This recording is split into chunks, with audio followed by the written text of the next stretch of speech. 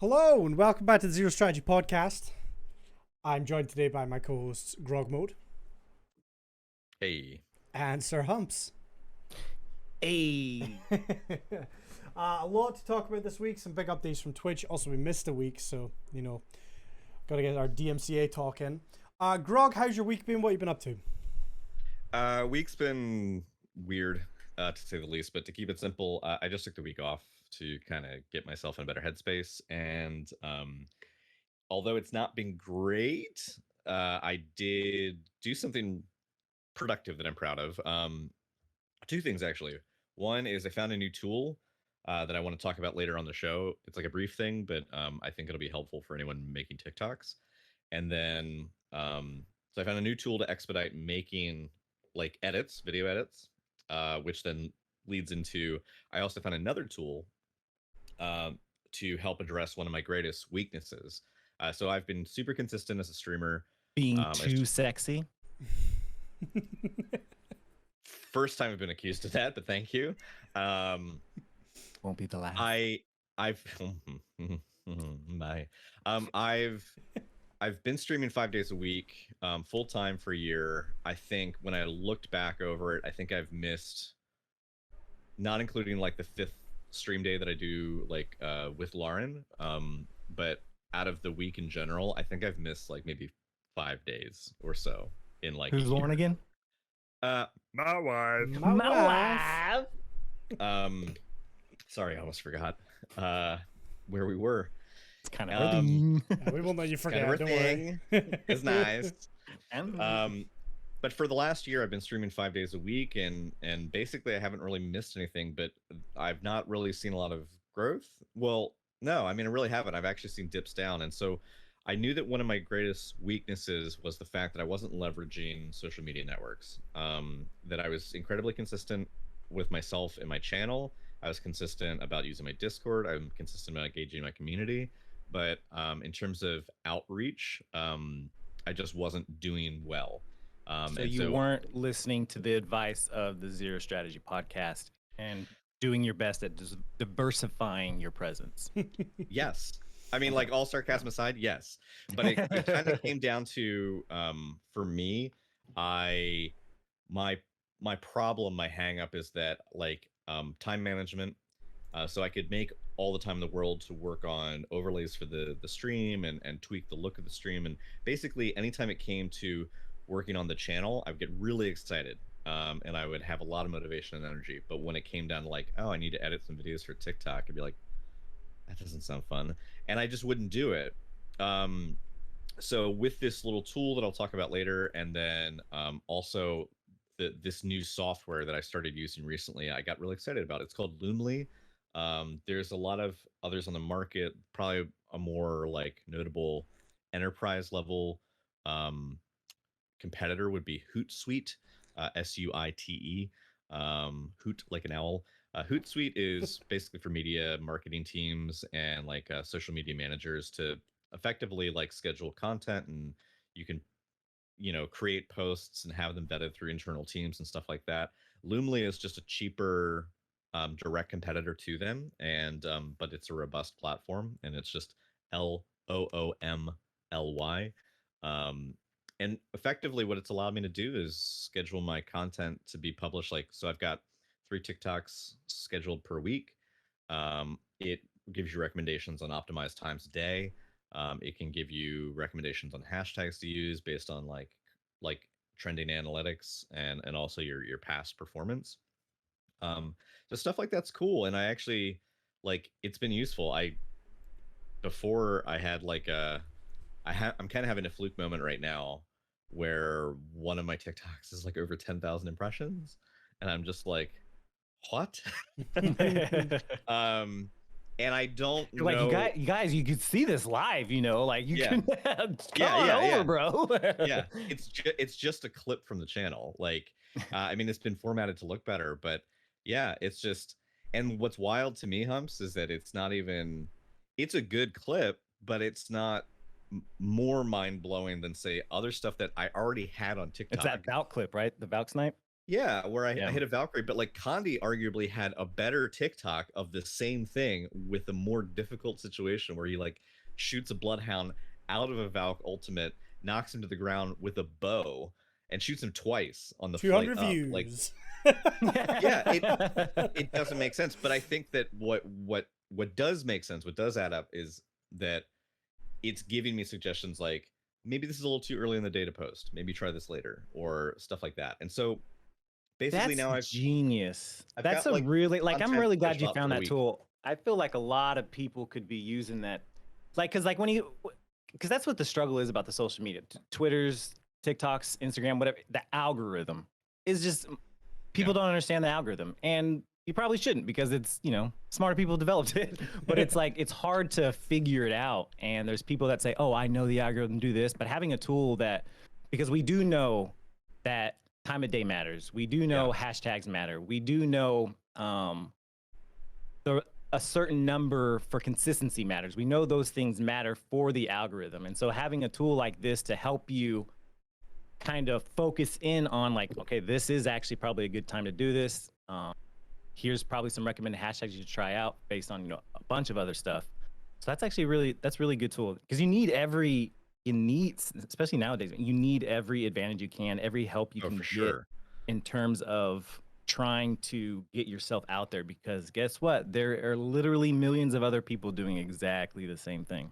Yeah, and part of it too is just that, like, as you said, some of it is rather like opaque. Like it's really hard to see behind the scenes in terms of like how this stuff works. Like why why did why did my one TikTok explode where I arguably have a different clip that is me like sniping like 6 people at like 500 plus meter ranges, like doing some stupid ass shit in Warzone, and that got like 200 views. And like Condi in the same game got a more amazing set of shots, and yet it's like he got less views. Like it really doesn't make sense. But Yeah, that's a good thing though.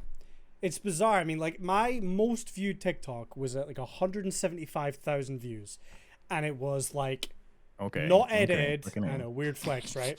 But like, no, but this is a good. My point is, it wasn't clip. even formatted for TikTok. It was just straight up like 16:9 with the huge, you know, black empty spaces on either side of it at the top and bottom. You know, a clip, and I posted it like middle of the day, and that clip blew up for like a week. It was still just gaining more and more and more views. And I mean, I think I gained something like 2,000 TikTok followers on that one clip. And I only have like 2,700. So it's like, out of all the TikToks I've posted, almost everything came from that one. I got no new Twitch viewers from it. I got no new YouTube subscribers from it. But since then, I've posted better clips that are formatted for TikTok that look good on a phone. And I think my second most viewed clip was like 60K. And that was from, I was playing Who Wants to Be a Millionaire. And again, it wasn't edited for the TikTok format. It was just a straight rip from Twitch put onto TikTok. And that one blew up as well. I don't understand it. The algorithm there is so difficult. It's kind of a good thing, though. I will say, listeners, the takeaway should not be don't put any effort into formatting. Low effort. It's gonna blow up, because mine that's doing really well is formatted for TikTok and it's using the right hashtags and, you know, trying to optimize the time of day. So honestly, you could do everything right and maybe it'll work. You could also do everything right and it just doesn't work.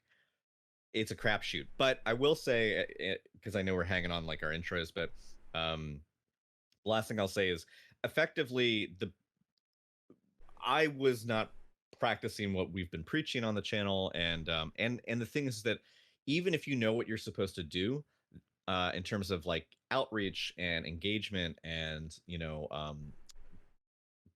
basically all of the best practices for your channel, even if you know them and what you should be doing, it doesn't make it any easier to do it, right? You're still probably a one person operation. You are someone who you're doing the streaming, you're doing your own editing, you're maybe cutting your own clips, you're maybe you know, you're working on all the peripheral stuff that people don't see. You have to do all of your office management for your cameras and your cables, and, you know, updating your windows, and there's all this back end stuff. but you're just alone. And unless you're like a big creator who's been able to sign with like there are ad agencies geared specifically towards Twitch streamers. And I think those are great. You kind of need to be at a certain tier already in terms of bringing in income to afford then Yeah. having an ad agency help you. So really you're doing it solo. And I knew that it was down to motivation and time. And so finding tools that allowed me to work within my needs to streamline my workflow. Because I was already cutting clips every week. That wasn't a problem. My back catalog of content is vast, but I just wasn't putting it anywhere.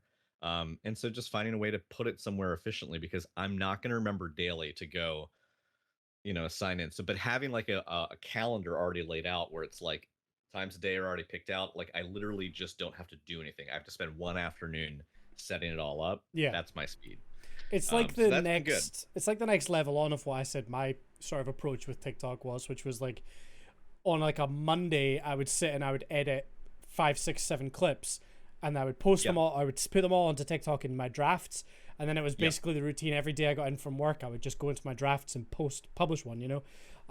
Yours is just kind of the next evolution where you don't even have to do that; it just takes care of itself. Dude, I don't even trust myself to make 5 drafts and then remember to publish them 4 other days. Do you know what I mean? Like I'm Yeah. not, because I feel scatterbrain, and I know that's just my way. So yeah, it's sometimes just taking a critical look at your own, not shortcomings, but like just, I mean, everyone has blind spots and everybody has weaknesses. Just figuring out what your weaknesses are, and then just if you can figure out a shortcut to help streamline that. Like, because again, my strength is I have a lot of content. I just didn't put it anywhere. Yeah. So this is helping me fix that gap in my process. So yeah, it's been an interesting week. I've been doing research and stuff like that in my time off streaming, and I'm looking forward to getting back to it tomorrow. Heck yeah. Just quickly before we move on, Scott had a question Yeah. in chat, saying, regarding my comment about not really getting any followers over onto other platforms, is that something that's expected when they can get that content on TikTok? I would say no, That's a it's good definitely point. not expected. I think one of the biggest things you learn as a creator is that convincing your audience to click a link and go somewhere else is almost impossible. Like it's so hard. Even for me, I've been focusing hard on trying to grow my YouTube. It is almost impossible to get people to come over. People that will come in to Twitch chat and they'll be really excited about the community and they'll be there and they'll be hanging out. Actually converting that person over to like a YouTube sub is so difficult. Even when I've got a bot in chat going, hey, here's the YouTube if you want to see more, most people aren't going to click it. And TikTok is the exact same way. Most people aren't going to click it, right? Particularly TikTok, because it's designed for short form, very quick entertainment and content. One example I can think of, there's a YouTuber called Brady Shuhai. I think that's how you pronounce his name. I might be wrong.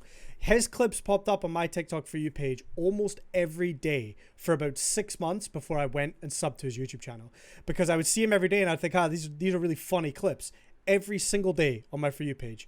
And it took me months, but I subbed to his YouTube. Now I watch him. But his platform on TikTok is massive, whereas he's still a relatively small YouTuber in comparison, because just converting that audience is almost impossible. But it can be done. And regardless of like how many people are, I mean, they call it conversion rate of a viewer, right? If you're getting X amount of viewers on one platform, the conversion rate is how many people are coming over to the other one. And a lot of, analytics will tell you this. My YouTube will tell me, where are my clicks coming from? Are they coming from Twitter? Are they coming from, the search bar? Are they coming from my Twitch channel? Like, where are they coming from? Twitch will do it as well. It'll tell you what other channels and things are, where people are finding you. But the conversion rate is typically very, very low. So you should never expect it. But at the same time, when it's something like TikTok, where it is relatively low effort to be putting clips up there, if you can get on people's page over and over and over again, it can absolutely still make a difference to other platforms. But it is hard. It's very difficult. I think it kind of comes down to, I'm just trying to answer 2 of the comments in chat, which was, if you can't make money on, well, there are You ways to can. make money on TikTok, but Yeah. most aren't. Generally, it's an exposure tool. But the question was, if you aren't making money on TikTok and it's not getting you more views or subscribers than other platforms that can make you money, what's the point? And this is sort of a devil's advocate kind of question. It is a good question. I think, to just springboard off of what Condi said, it's just down to, you are praying for those long odds. You're praying for the person that has watched you maybe more than once, and like you've landed on their For You page more than a handful of times. Maybe they then, you get a follow on TikTok, and eventually they put forth the effort to follow you on another platform. Um, Thinking about it this way, I was at the pharmacy yesterday, and an example that came to mind as Condi was describing this was how sometimes the little like interactive pad where you put your card, it'll say like, do you want to round up to the nearest dollar for charity or for this thing or that thing? And how often people just hit no. Like, it's just like the path of least resistance. People really do want to do the least amount of work. It is, like you said, practically impossible to get somebody to just click a link to go somewhere else, because it is asking something on the viewer.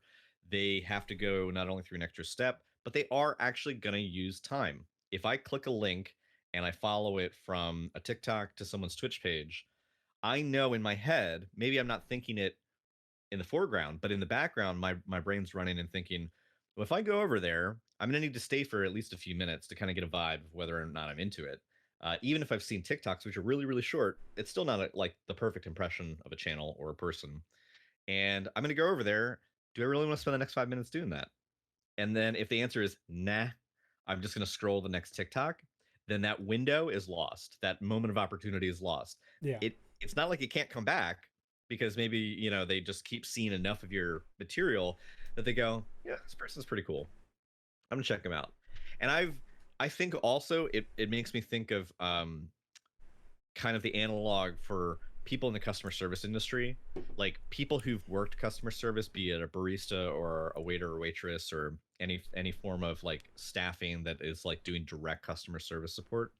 Like, often those are the people that will tip better, when they themselves are the customers, because they understand the experience. So what I've started doing now is, because I'm doing all this and we have this podcast and I'm trying to make a name for myself. So when I see good content on YouTube now, I'm very conscious about not always liking it. Like, so often we consume media and we don't even use the basic tools that are there that give the creator and the website metrics on their performance. So like, often we watch a video, we like it, and we maybe like hold it up to a friend or like maybe even forward it to them. They watch it, they laugh about it, we talk about it in a text chain or a Discord. But did you give it a thumbs up? Because it Yeah. seems like such a trivial task. And it has become a meme at this point for YouTubers being like, yo, smash that like button and subscribe. And it's like, the way they're delivering that prompt is maybe like corny, but the thing is, it is crucial to their success and crucial to their understanding of where they are on the platform, to have just a simple thumbs up. It seems trivial, but it means worlds to the content creator. And I've started subbing to people on YouTube because, again, it's free. Like, there's no reason not to. I mean, granted, my For You page is now going to be filled up with a lot of content, and if I sub to a gajillion channels, it might be harder to narrow my focus on what I want. But It's a just remember, problem there's I still an have. algorithm. Yeah, there's still an algorithm in the background. You're still going to get curated a certain kind of something, and you're still going to get curated new stuff. I just like I watched a bunch of guides for Apex. It was for a person I had heard of. I had watched a couple of videos in the past, and then I thought to myself, like, I watched at least 3 of his guides this week. I dig what he's doing, and I was like, wait a minute, I'm not subbed. I need to sub. Like, and I had to make a conscious decision to do that, Yeah. because the platform didn't go out of its way to do that, and he wasn't pushing it. He's big enough that he doesn't need to be that aggressive in his pitches at the beginning or the end of a video. But like, he wasn't saying like, yo, smash that like and subscribe, because he's got the viewer base. But the thing is, because he wasn't saying it and it wasn't on my mind, I kept consuming his content and I wasn't doing anything to really benefit him. Yeah. Because something like YouTube, your success is driven by those metrics. And so if you're not getting that kind of feedback, I'm not blaming the viewer, but I'm just saying, like, as a viewer, there's things that we're not even aware that are happening, but it can directly impact the creator in ways that, you know, are dramatic. Yeah, I have a couple yeah. other quick points before we move on with it, like just in regards to like, well, you know, why necessarily bother with TikTok? The first thing is that obviously from an exposure point of view, there's no such thing as bad exposure. So if you can do it, do it. If you consider, well, maybe, okay, your conversion rate of people who are going to like your TikTok and then come to check out your other content, if you say it's like 1%, right? Do you know how easy it is for people to hit 1 million+ views on TikTok? I mean, I say that, none of us have done it, but I see TikToks all the time, constantly, all the time, that are like completely, like there's like no real value to the content, but it's hitting over 1 million views for whatever reason, right? If you can, if you can manage to get lucky and get in that algorithm and hit 1 million odd views, you know, 1% of 1 million views is a lot potential coming over to your channel.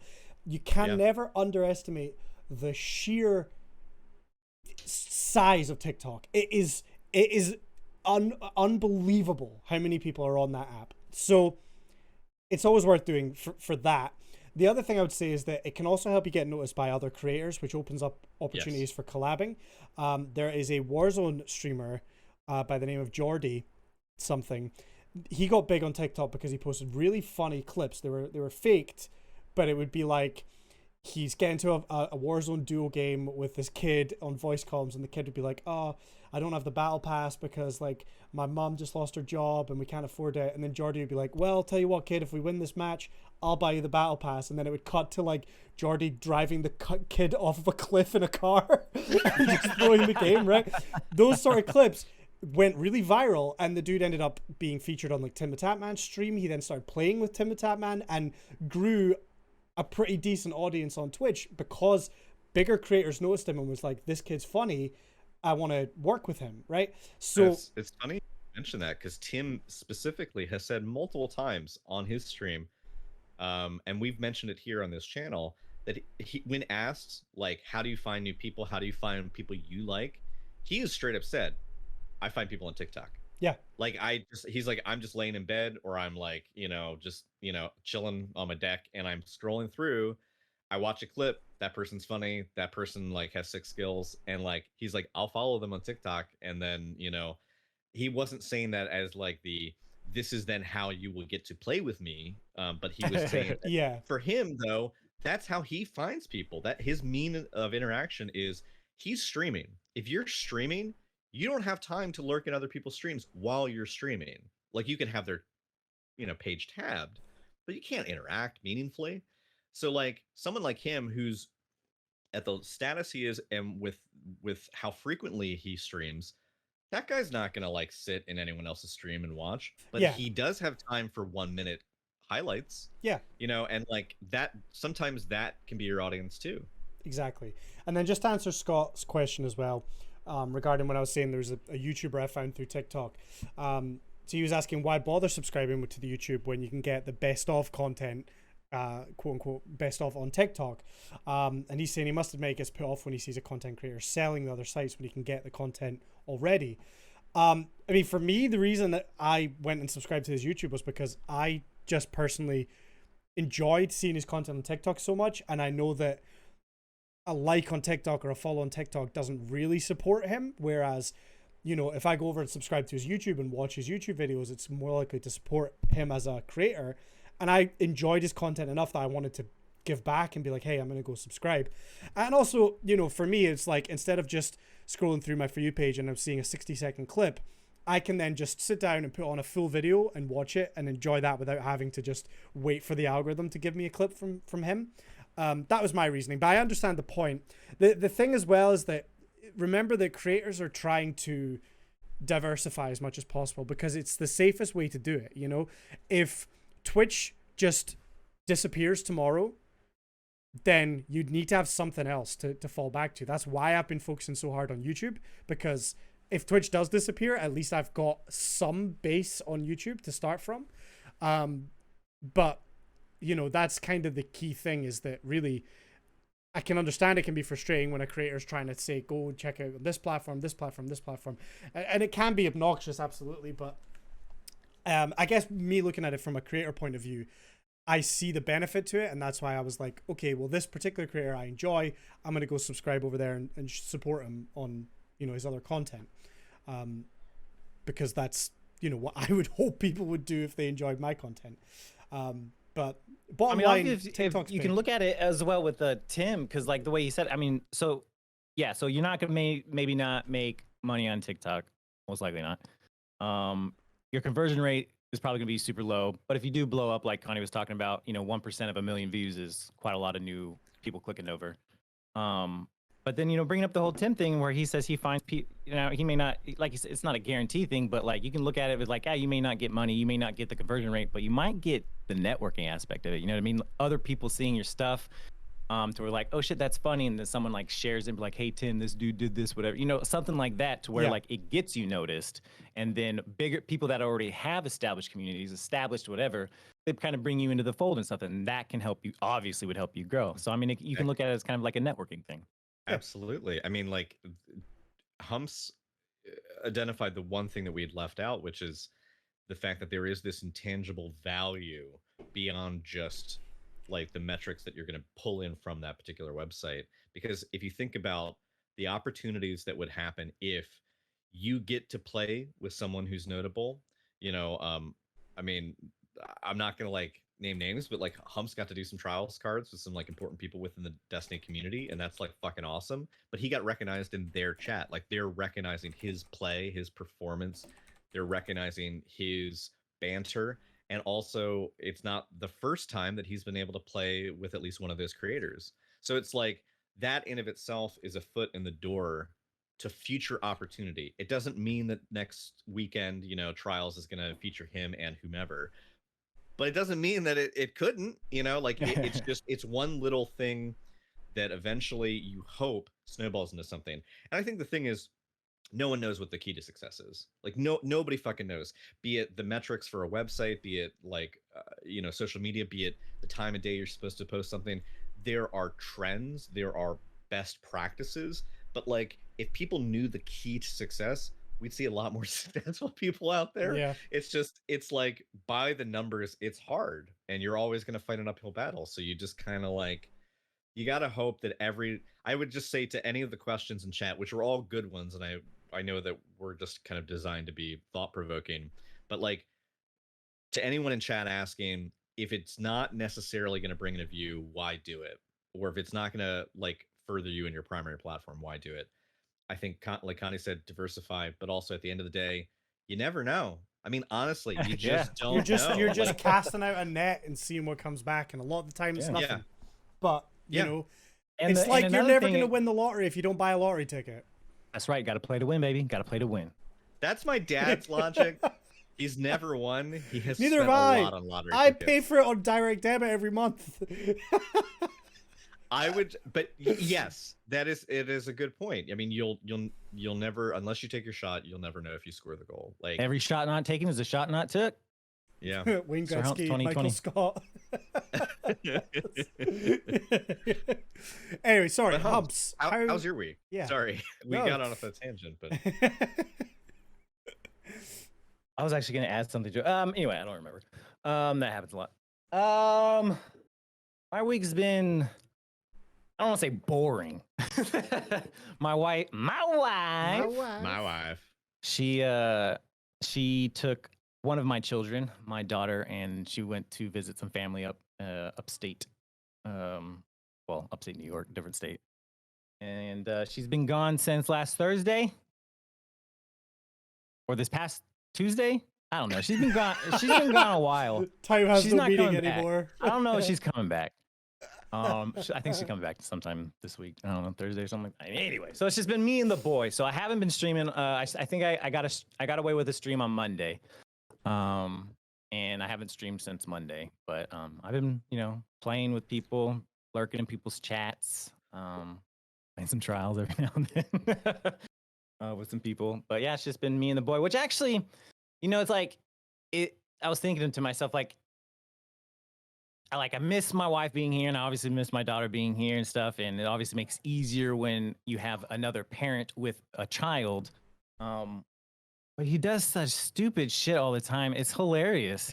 And I value that time.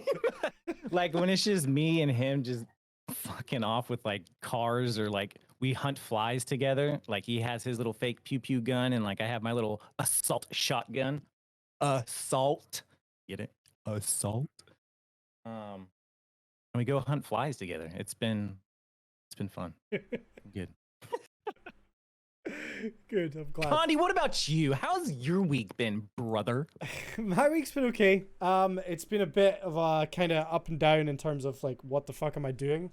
I'm still in this really awkward spot where I can't decide the direction I want to take my channel at all. We obviously played a little Trials, a little Destiny yesterday off stream, and I had a lot of fun. And there was like this little tiny voice in the back of my head going like, maybe you should just go back to being a Destiny main again. Maybe this could be fun. Voice. That's my voice, actually. But then I played this morning and I was like, oh, I'm so bored of all the other stuff. You were doing dumb stuff. I don't know, man. This is going to be a never-ending battle for me in my head, because I still think that if I was full-time only invested in Destiny, it would be great. But I know that I've now built up quite an audience that aren't Destiny viewers, so I feel like if I switch to Destiny, I'm going to alienate a lot of people that have found the channel recently in the last like year. So then I'd have that kind of initial like learning, or not learning curve, but that initial kind of bump to start building again. But then like I don't know, man. Like I don't know, and I'm still just in this constant like, I don't know what to do with my channel anymore. I don't know where to go. I'm still loving Apex. But I get the impression, because my introduction to you is when you were a full-time Destiny main, and I've seen and I've followed you for close to 2 years now, and I'd say that like within that time span, having seen both sides of the channel, you switch it up and do a variety stuff, and you doing just Destiny stuff. I think that the existential crisis that you keep running up against is, do you, regardless of what game, it just seems to keep coming back to, do you become a blank main? Do you only focus hardcore on one game like sandbox, or do you keep it variety with a focus on a particular type of something? Focus on shooters with other stuff sprinkled in. That I think is your seesaw, because you keep, because like even for a period of time, it's like you were almost kind of like, am I an Apex main? Like, am I like, what are you? I don't know. I think your greatest strength, Condi, is the fact that you are versatile, and I think that you have produced some of your best content when you are playing what you want to play, what you're excited to play, and I think that just circles back to variety has been, I think, not necessarily just good for the channel, but I think it's been good for you.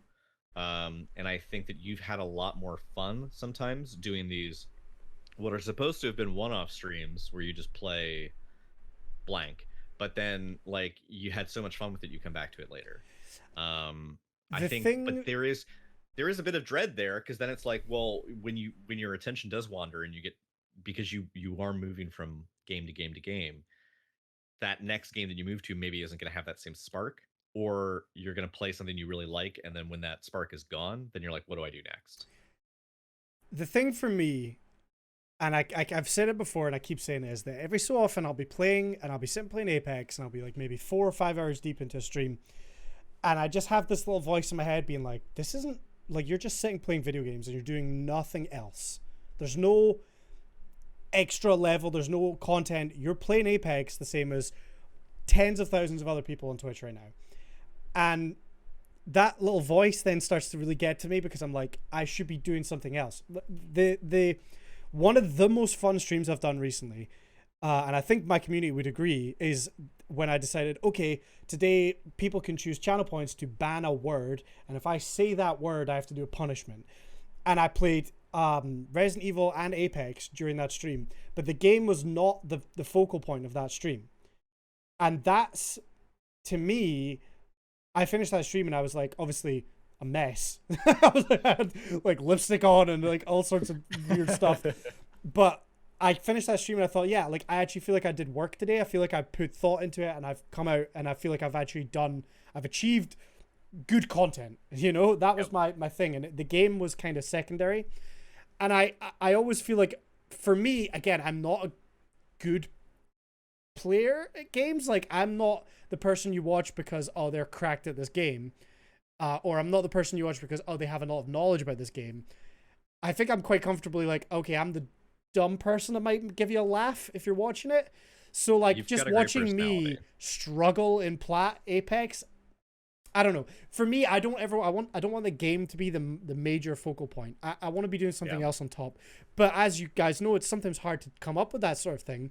And a lot of days I get home from work and I'm like, I have to stream. I haven't streamed in like 2 days. I have to stream, but I have nothing planned, so I'm just going to play video games. And then I feel bad because I'm not really doing anything extra to make that fun and more unique. Like the banned words thing was great because not only was it like a little bit of extra difficulty for me and having to think about what I was doing and think about what I was saying, it was more engaging for chat because they got to interact with channel points. They were actively trying to trip me up to say words that I shouldn't, and it kept the stream moving. You know, there was never a lull in chat. It was all good, and that's the kind of thing I want to be doing every day, but that's just not really feasible. So I guess it's more coming to terms with myself that, like, hey, sometimes I just have to do a normal stream and not play games. But then again, somebody said to me today in chat, like, what are you excited about? What games are coming out that you're excited about? I got nothing, man. And part of me's like, maybe I'm just over video games. Like, as weird as that sounds to say, it's like, I still want to stream, I still want to be on Twitch, but I don't think gaming is really the thing that, you know, I don't know if I just need to find a new game or what, but I'm in Something a you've weird commented spot. on before is how you've given direct examples of streamers that you appreciate where they've come up with like a shtick or a routine. So like, you know, people who, you know, they have a thing that's specific to their platform. You've mentioned specific streamers by name where they have a segment where in that segment they will watch something with viewers and commentate on it, or they'll have viewer submissions for, you know, be it art or music or whatever, and then they riff on that. Like, but it's kind of like a thing where it's specific to their channel. You know, that is when you think of their channel, you think of this shtick. They have this I don't know. They have this performative aspect where it involves a very specific activity that they do, and I one of my counterpoints was to that was like how a channel that I like just started recently doing like audiobook, but like they would do audiobook bingo. So like if something happened, they were like taking a drink. So you know they were reading shitty romance novels and they would cite all of the things that might pop up in a romance novel. Like I haven't seen that before, but I think the challenge with coming up with those cool segments, those things that you can like um get into is one, how will they weather in the long term? Because I think eventually the whole banned word thing, if you did it every stream, Exactly. would lose its novelty. And I Exactly. think and the people that at least I've seen that have these segments, they're not doing it every stream. They're doing it every 2-3 streams, you know what I mean? Um and I think that's then tricky because then it almost is like, well, if you're gonna have these, I think it almost supports your idea, your point that you gotta have some normal streams, some where you're not overthinking and overstressing about what's my routine today, like what is the driving theme for today, and instead it's just like I'm gonna play some games with some friends, maybe we're gonna do some, you know, ranked this or that, and tomorrow tune in guys because we're gonna have a special blah blah blah where, you know, I have a challenge, you Yeah. know, for you. Because if you have a challenge every day, it's not, either it's not a challenge anymore It's or it's not just like special anymore. it's not novel. Yeah. I think that's the same idea with like channel points. Like if you have something that is novel, you can't make it cheap. Because if Exactly. you make it too cheap, then it's happening all the time, and then it's not. There's no, I don't know, sparkle when it does happen. Yeah. I think I just need to, I don't know. I just need to come up with more of those things and kind of accept that there is going to be days where I'm just live playing a game, and that's fine. I think it's just myself. I'm always like trying to think of what could be better, and doing that. I did do a pool stream this past week. Yeah, you did. Which it was well received. I mean, it was Yes, brief, it but was. like people, yeah. you got a big response both on TikTok and Twitter, and I it was all kind of last minute. Like I woke up that morning, it was super nice weather, went outside, and I was like, okay, there's like no wind, it's sunny, it's warm, and I thought I'm just gonna test going live like straight from my phone and see how that works, and it seemed to work good. And I was like, okay, this will be fun, and then I was like, fuck it, let's just do it today. I'm gonna just, turn off the stream. I'm gonna go fill the pool, and we'll do that. But my downfall was I didn't actually come up with any content to do. So once I was in the pool, it was kind of just like, okay, now what do I do? Trust me, that was enough content for everyone. But there was a few downsides. It took longer to fill the pool than I thought. My garden, even though it's on a very, very slight slant, made it so that all the water just went to one end of the pool. And in between gravity's a bitch. In between me restarting the stream, the wind picked up a bit and it got rather cold in the pool. As we all could see. So that was an interesting one. Also, if you're in the pools, hot tubs, beaches category on Twitch, you're gonna attract some wrong'uns. Friendly folk. Friendly folk. There was a lot of excited folk. Yes, there was a little monkey ass. But that was kind of fun. I might do more if I can think of something to actually do, and I can get nice weather for it again. I feel like Scottish summer might be over already, but we'll work something out. But that was kind of fun, I suppose. At least I did something. Well, I think that as some people have said in chat, like maybe just have a day, that is your thing. Like one of the things that was actually good for me in recent months, we hadn't done it because I took off last week, and then the week before there was some scheduling stuff where it didn't work out. But on Wednesdays for a while, I was doing that Pictionary game, Gartic Phone. Yeah. Where it's kind of like a Jackbox sort of style community drawing challenge. And not only was it great content for the channel, and it was a blast to do, but we only did it once a week. And it started to become a thing where the people who regularly participated in it were looking forward to it, as I was. And I think that's something that I could see being really good for anyone who's looking to shake things up on their channel, is if you are going to diversify, maybe just kind of pick a day and then just like roll with it, and then just embrace that day as being for that activity. So like I have Saturdays where I stream with Lauren, and we do co-streams, and that in of itself is a thing that I know that some people for my channel specifically look forward to, because they like her, they like the things that we play stuff that's completely different, and in that sense we almost have cultivated some regular viewers just around Saturday streams only, and one or two of them maybe have bled into the weekly streams, but we've had a bunch of weekly people that have bled right into the Saturday stream, and getting that kind of like current, that transition, it just kind of keeps the water moving. It kind of keeps you moving, and it also gives you something to plan around. So if you've got, I love that you started to cultivate these segments. So like for a while, you now have some days where you start off your stream where you do Pokemon card openings.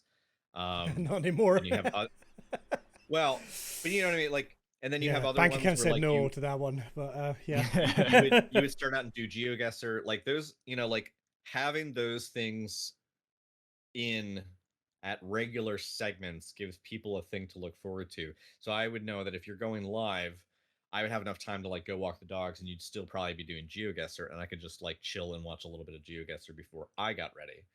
Like that kind of regularity breeds expectation from the viewer, which is why I think, at my old job as a librarian, when we would schedule programs, the programs that always did the worst were ones where they were a one-off.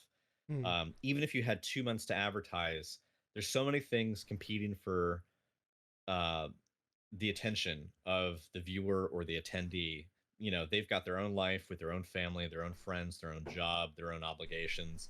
There's plenty of things that are going to be pulling at them to distract them. Having something that it only happens on just one day, even if you're putting up flyers and you're hyping the shit out of it for like months, unless you're a super fan, you know, let's say a band's coming through town and they haven't played a concert in your area ever or in a while, like you're going to make time for that because you're a big fan. But if you're interested and would still enjoy an activity, but there's other things you also enjoy that would like pull you away from that, you'll let yourself be pulled in different directions. But I think that with repeat programming, it gives people an out. Oh, I can't make Condi's, you know, what did it? Scott gave a suggestion. He said something Wednesdays. What band word Wednesdays? Band word Wednesdays. Like you could have a band word Wednesday. I would know that, oh, I can't watch you this Wednesday, or I'm not free, or I have to go to the dentist or whatever. But like it's band word Wednesday. Like I love that segment. I'm gonna come back, you know, and I'm, you know, you start making time for it because you know what's coming. I think those days where it's like anything can happen are fine, but I think there's a real benefit to having kind of like a schedule, even if it just means like diversifying your content, but like being a little more systematic in like how you deliver it. Sure. Yeah. Shall we talk some Twitch updates, some Twitch news? Yeah. I guess we want to hit DMCA first. It's been so long. Yeah. Guys, more bans are coming. It's happening. People are getting DMCA'd again. More people on Twitter are acting like they've never heard of this before and they have no idea what's going on. I feel like I'm in Groundhog Day, but don't be surprised if your favorite streamer's still just listening to any old music. I mean, don't be surprised if they're not going to be around, because like this is happening more and more and more. And Twitch put out an email. I don't know when. Like, did we talk about it last? I know we missed last week. But let me check my Gmail. Twitch sent out an update on DMCA, where again they basically just straight up said, "Hey, we've had a bunch more DMCA claims have come in. You know, here's a reminder to maybe stop taking the risk." And you know, people are getting hit again. So please be aware. Use the tools that are there for DMCA safe music. It's just because all the information involved in those tools. Here we go. An important update about DMCA. We are committed to being more transparent with you about DMCA. We recently received a batch of takedown notifications with about 1,000 individual claims from music publishers. All of the claims are for VODs, and the vast majority target streamers listening to background music while playing video games or IRL streaming. Based on the number of claims, we believe these right holders used automated tools to scan and identify copyright music and creators' VODs and clips, which means they'll most likely send further notices. Now, it does say we're actively speaking with music labels about solutions that could work for creators as well as right holders. This is our first such contact from the music publishing industry. We're disappointed they decided to send takedowns when we're willing and ready to speak to them. I mean, come on. That bit got me a little bit. We're disappointed that they decided to strike us when we're ready to speak to them about solutions. Like, come on. Like, Twitch, of course they're going to send takedowns. Like, we all know this. Why did Twitch not know this? That was carefully worded to as like a, like we're standing garner favor from the viewers. Yeah, it's like Twitch is like, there's a crowd of streamers and viewers, and then there's like Twitch by itself, and it's like they took 2 steps back and like saddled up with us and crossed their arms. Yeah, like, we were ready to talk to you, all of us. Yeah, exactly, as a posse. And it's like, wait, what? Twitch fam for life. Wait, what? Yeah, it seemed a little, not disingenuous, but like clearly, you know, it just seemed like a weird thing to send out to your creators and your viewers, to be like, we're really we're disappointed about this. We're just as upset as you are. Like, yes, but I struggle to believe that Twitch, having been through the last 12 months on this platform, they know what's coming. They are seeing everything, all these DMCAs coming in. Twitch need to be actively reaching out and talking to these people. They can't just sit there and go, well, we'll just wait.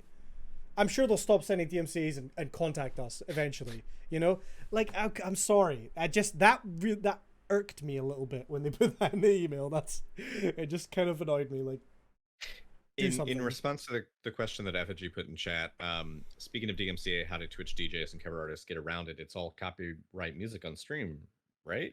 The thing is that I think the way they get around it, and I'm using that very loosely, is they aren't getting hit with live claims yet, which have happened. There have been multiple instances where people have been documented to be struck on stream live and have even had streams taken down while live. Now, granted, they have not been for music yet, but they have been for video content. So a couple people got taken down for streaming football matches, soccer matches.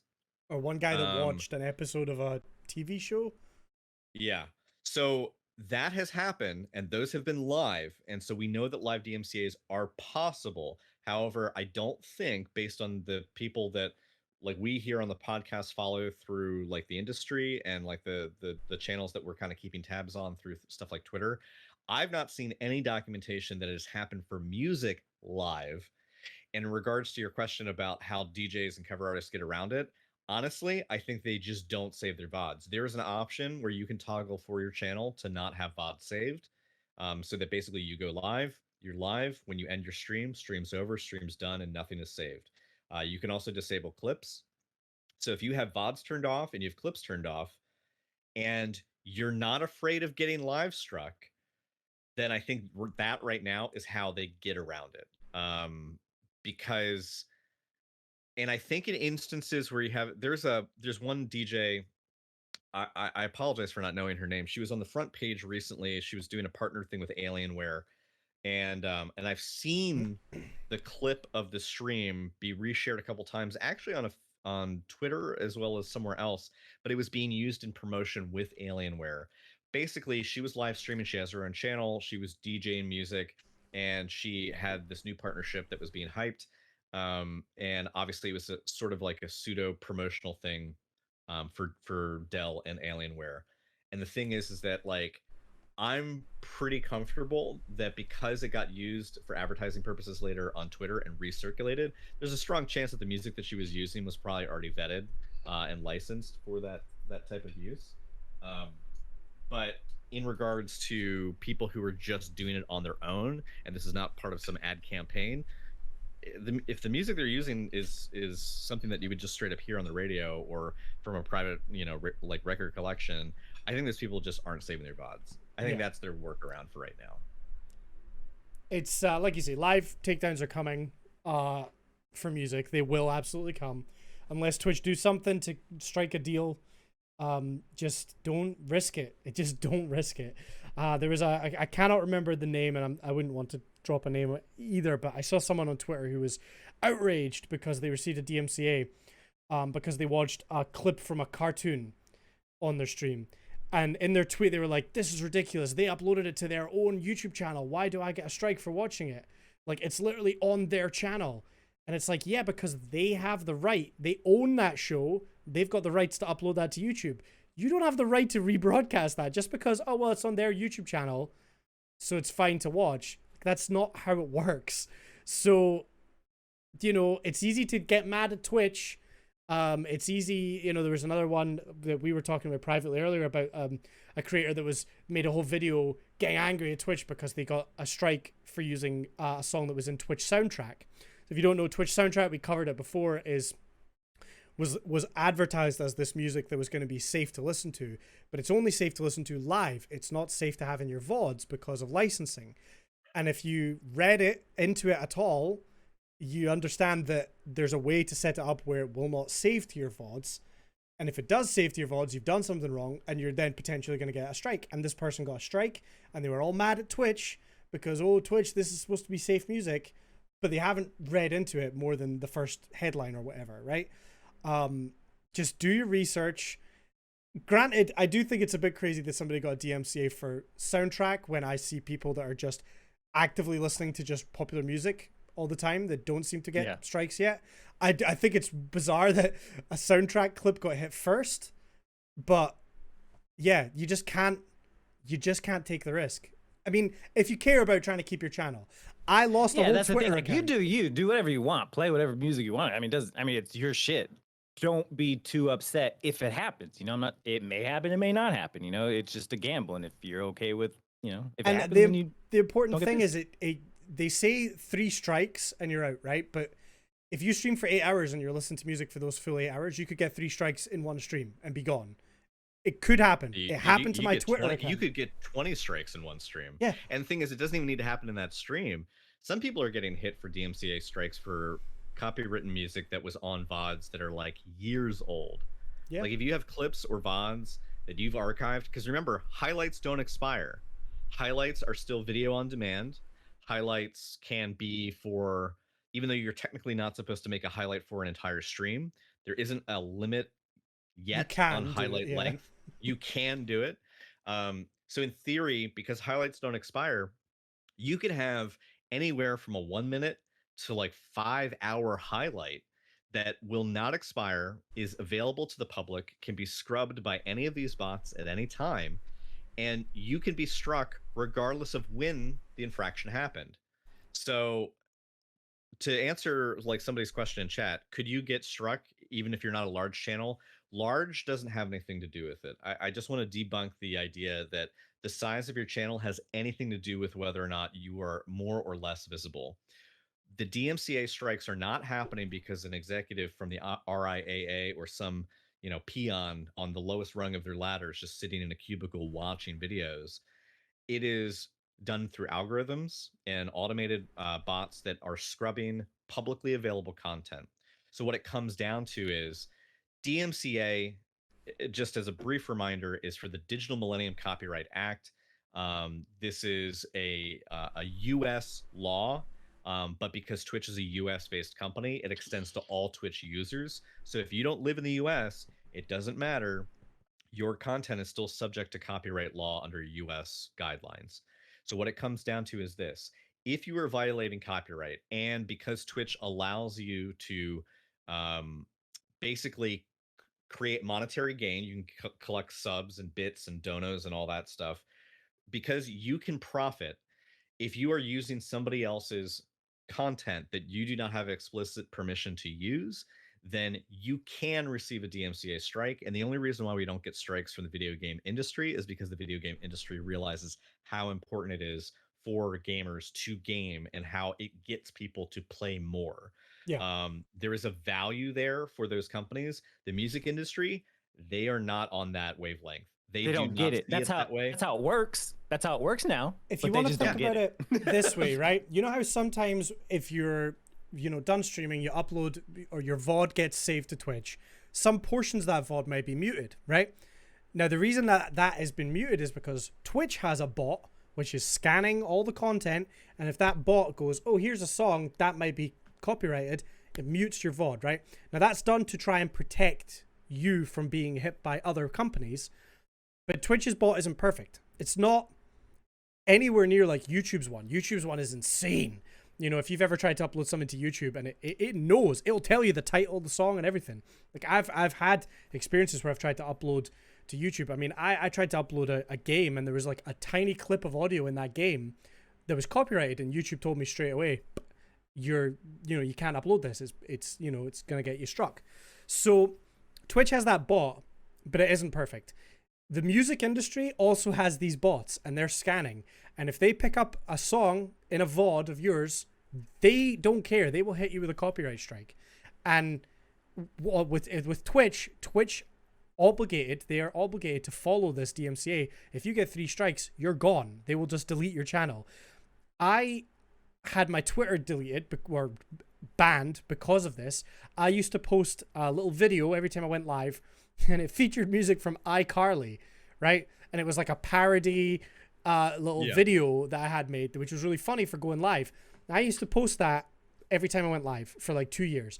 So you imagine my Twitter had hundreds of the same exact clip, and I got a strike from Sony, 1 strike for every single tweet that went out. So Twitter received like hundreds of DMCAs all on my account, and they just banned me. And I was not a big Twitter account, you know. It was because a bot scanned it and picked up every single time that song got played, and they hit because the channel. The bots don't, the algorithm doesn't discriminate. And the thing is, the bot itself these tools, because that's all they are, they're just a tool that they're not sentient, but they have like they're semi-aware enough about what they're supposed to do and what they're supposed to report on, that they basically they scan a batch of stuff, they take all of the reports from that, pass it off to a company. It's up to that company to whether or not they wish to file a complaint. And because as the tools improve and as it becomes easier for not only the collection to happen and the handoff to happen, but once you can take that handoff and automate the complaint process, actually automate the claim going out, that's where we're at now. So the reason why it's DMCA has been around for more than 20 years. It's just we now have the technology, whether we like it or not, but it's there. And the thing is that let's not forget DMCA is not just audio. If you have technically, if you have a starting screen or an ending screen or some bit of content on there and it shows fucking like Naruto, or it shows like Dragon Ball, or it shows like any pop culture artwork that you did not draw or have commissioned, or even if you did have it commissioned and the similarity is too close to the original, you can't do that technically. I mean, if I fucking like put Mickey Mouse on the, you know, my starting soon screen, or like maybe Warner Brothers, like that's all folks, and I had like a Porky Pig at the end closing out. If I didn't do a parody of it, if it wasn't satire and enough of it was changed to be permissible by law for me to do that, like I could just straight up take the Warner Brothers ending screen logo, slap that on my overlay for the last like minute of my stream, and technically, if Warner Brothers saw that and documented it, I could get a DMCA claim, because DMCA is not just audio, it's any copywritten material. And if you don't own the right to art, audio, visual, you name it, if you're using that as part of your stream, you are violating copyright law. Emotes it may are suck, next. but that's just how that's just how shit is. I'm not. This is none of it is a justification of like, oh, and that's why it's good. I'm just saying that is why it is the way it is. So, in regards to covers, Rainy Prawn asked in chat, you know, what about covers for songs? Dude, if somebody covers a Prince song and puts it out on an album, and that album sells, that artist had to get explicit permission from the estate or from the other artist or from the music label that owns the rights to that artist's song to do the cover of that song, and they had to get a license so that they could then release that on their own album and make money off of it. And there's a possibility, as per that agreement, that they make some royalty off of the cover. Do you know what I mean? So if you do a cover of a song, you may not be getting 100% of the proceeds off of your cover because of the deal that you had to make to acquire the rights to then do the cover to begin with. So if you are an artist sitting in your bedroom and you're a talented musician and you're strumming away and you're playing other people's music on stream, if you have not been given permission for that, I would say be very, very careful, because if you are affiliate or up, if you're someone who actually can make money from Twitch, if you are receiving income or have the possibility to receive income, and even if you don't, even if you're not affiliate, you could still set up a donation link. Because remember, you are a format for reaching an audience. If that audience is capable of giving you money, you are still making money through the platform, and that in of itself is not like going to be considered fair use. You sitting there playing, you know, Oasis Wonderwall on stream is going to get you in trouble if that song is picked up by a bot and identified as, you know, Trash, garbage, yeah, terrible. Andy's playlist. But here's the thing. I mean, if it's a cover, will it be picked up? Because what the bots are scanning against is what is on file. So, like, you know, Eve, perfect example. Eve, someone who is part of our podcast, she's in chat right now. She did a corny Elvis impression. But like sang part of a song. She got muted on a VOD because the algorithm thought this might be Elvis. And I'm not. I know it sounds ludicrous, but it happened. She got part of her VOD muted because she just happened to, like, you know, sing a bit of an Elvis tune, and she did it accurately enough that the algorithm wasn't sure, and it just muted her. And to anyone who's like looking at this and saying, "Oh, well, my VODs get muted. I can't get a DMCA strike against something that's been muted." Yes, that's true, but that's as Candy said, that's only the bit that Twitch caught. Basically, you've got two competing algorithms. Twitch's algorithm is trying to cover your tracks and basically cover up any infraction so that it can't be earmarked later for a claim to be filed against it. And the other bots are looking for anything that Twitch is not covering up. Yeah. So, and because we know live DMCA strikes are possible, there's just no reason to like test limits. Unless you don't care about your channel. That's like, it. If you don't care. The thing is, I worry that there's a lot of people saying, well, I haven't had a strike yet, so I'm just going to do what I'm doing. And if I get a strike, maybe I'll think about changing things. And unfortunately, it's just not that easy. It can all be gone in an instant if you're not careful. If you care about your channel, it's just something to be smart about. I don't want to see people lose sometimes years of work when it could be avoided. Because that's the thing. It's like, it's one stream. Yeah. That's it. You'll have all the strikes required in one stream. Done. So it's not even about like, oh, if I just get one strike, maybe I'll just, then I'll maybe take it a little more seriously. Like, what are the chances that only one time in your entire stream, if you're listening to Spotify, are you just going to, it's only going to get hit once on that? No, you're going to get hit for every single thing that was on there. Gone. So you're not going to have a chance to get like, oh, I got one strike. I mean, you might if you're playing Twitch soundtrack, I guess. I just, again, and I think it's important to say, I've been on Twitch for like 4 years. Twitch don't care.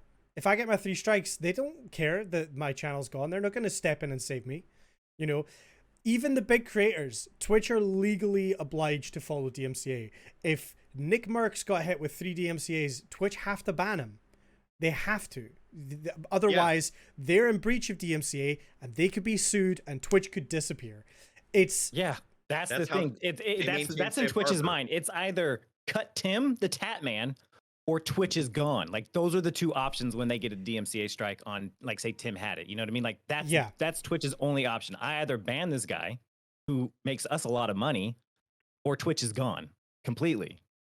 The thing what are they gonna do? They're chopping the leg off. I'm not saying that I agree with this. I think we're all pretty clear that DMCA, it shouldn't be the way it is. It's not meant for this. DMCA is not meant for Twitch and YouTube because it was made. DMCA was a law that passed way before this even happened, right? DMCA is being abused by these companies. Of course it is. And I saw a comment in saying, it's not like somebody playing requested covers on violin is going to topple a record label. Absolutely not. I agree. It's insane. But it's the music industry not understanding, the way the world's moving with online content and things, and they're just trying to use this old law as an aggressive way to attack these things, and nobody wins. Nobody wins. No. We all agree that this is stupid, and if it was up to me, we wouldn't have DMCA.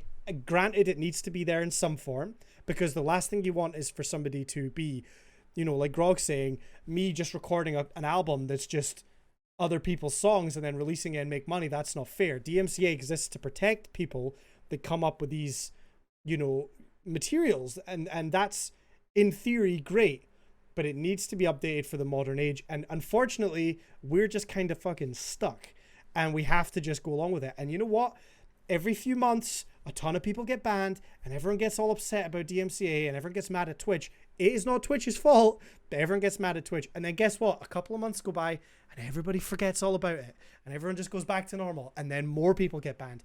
And it's just this ever-going cycle. And as somebody people want to turn a blind eye because they don't want to have to face the reality that it means you can't just put on Spotify and play what you want. I mean, it just boils down to the thing that you want to do, you can't do it.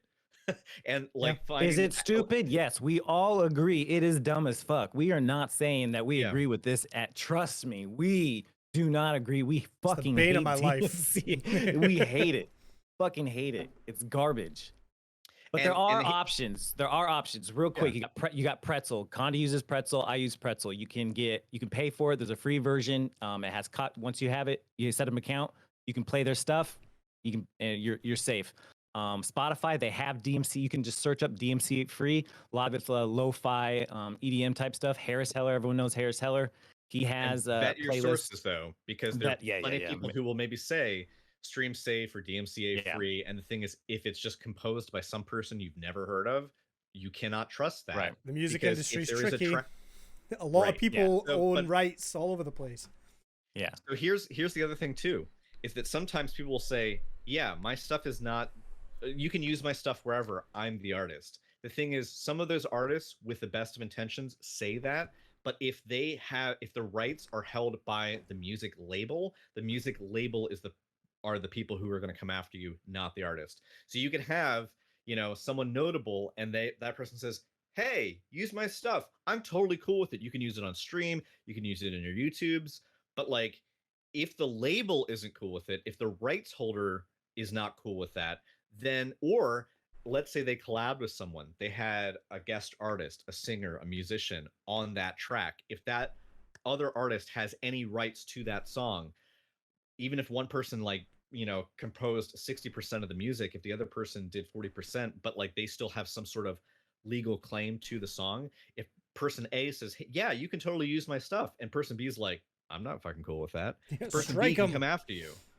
Like, so, but on Spotify, as Hump said, you can search for DMCA free, but there are known platforms that you can use through Spotify. Monster Cat is one of them. Monster Cat. Yep. FIXT is one of them. NCS is another one of them. The NCS is for non-copyright sound. Fixed is more geared towards like they're a music label that specifies in sort of like EDM, electronic, industrial, and kind of like just more like aggressive electronic stuff. But they have like a gaming playlist, a cyberpunk playlist, a chill playlist. Harris Heller, as Hump said, is someone else. So you still want to go with a vetted source, and that means you can still use Spotify, but you can only use those playlists that are vetted. You can't just play whatever you want. Yeah. I'm telling you, you're gonna see a bunch more creators get banned in the next few weeks, months. I have friends that are still streaming and just listening to whatever they want, and it's gonna happen, and you can't always tell, because some people, so we listed basically like, and Pretzel, there's a paid version, but we listed basically like free version, Spotify, Pretzel, looking up those things. They're free. You could just listen to, which, I bounce back and forth between Pretzel, Harris's, T-Pain has his on SoundCloud. He specifically said he created it on stream. He created playlists. He's like, yeah, use my shit. It's fine. There's another one that I want to recommend through Spotify. Slamhouse, SLAMHAUS. He streams on Twitch. He streams a couple days a week. His back catalog of music, specifically, if you go on Spotify and you look up the artist Slamhouse, he does a wide range of music. Some of it like more skewing towards like indie and lo-fi, but it's not just like he has like rock and he has like pop, and it's kind of all over the place. You should really check him out. But he has confirmed on stream that his stuff is stream safe. He makes it all on stream. He is given like permission via multiple posts across multiple platforms on the internet that you can use his stuff. He's a pretty cool dude. If you actually want to watch him construct the music that you can then later listen to and then replay on your own stream, you can check him out. Nice dude. But there are people who are like that are cool. The thing is that we can't ignore the fact that the view of these companies from the outside is that Twitch is a platform where the content creator who is streaming live content, whether it is their content or someone else's, can make money off of it through Twitch as a platform. Something that we came up in our group chat like earlier in the month or a couple weeks ago was someone I follow. They predominantly are a PvP player. They play online shooters. This person, they do long streams, maybe 6-7 hour streams. They took a break to have a meal, right? Like, so plenty of people might throw up an away screen, or they just like cover their camera while they're eating. This person sat and for 40 minutes watched a Hell's Kitchen episode on YouTube, the full fucking episode, like 45 minutes of content with their chat. And most of the time they're silent, and otherwise they're chiming in and they're taking wagers with their chat about like, this contestant or that contestant who's going to get voted off.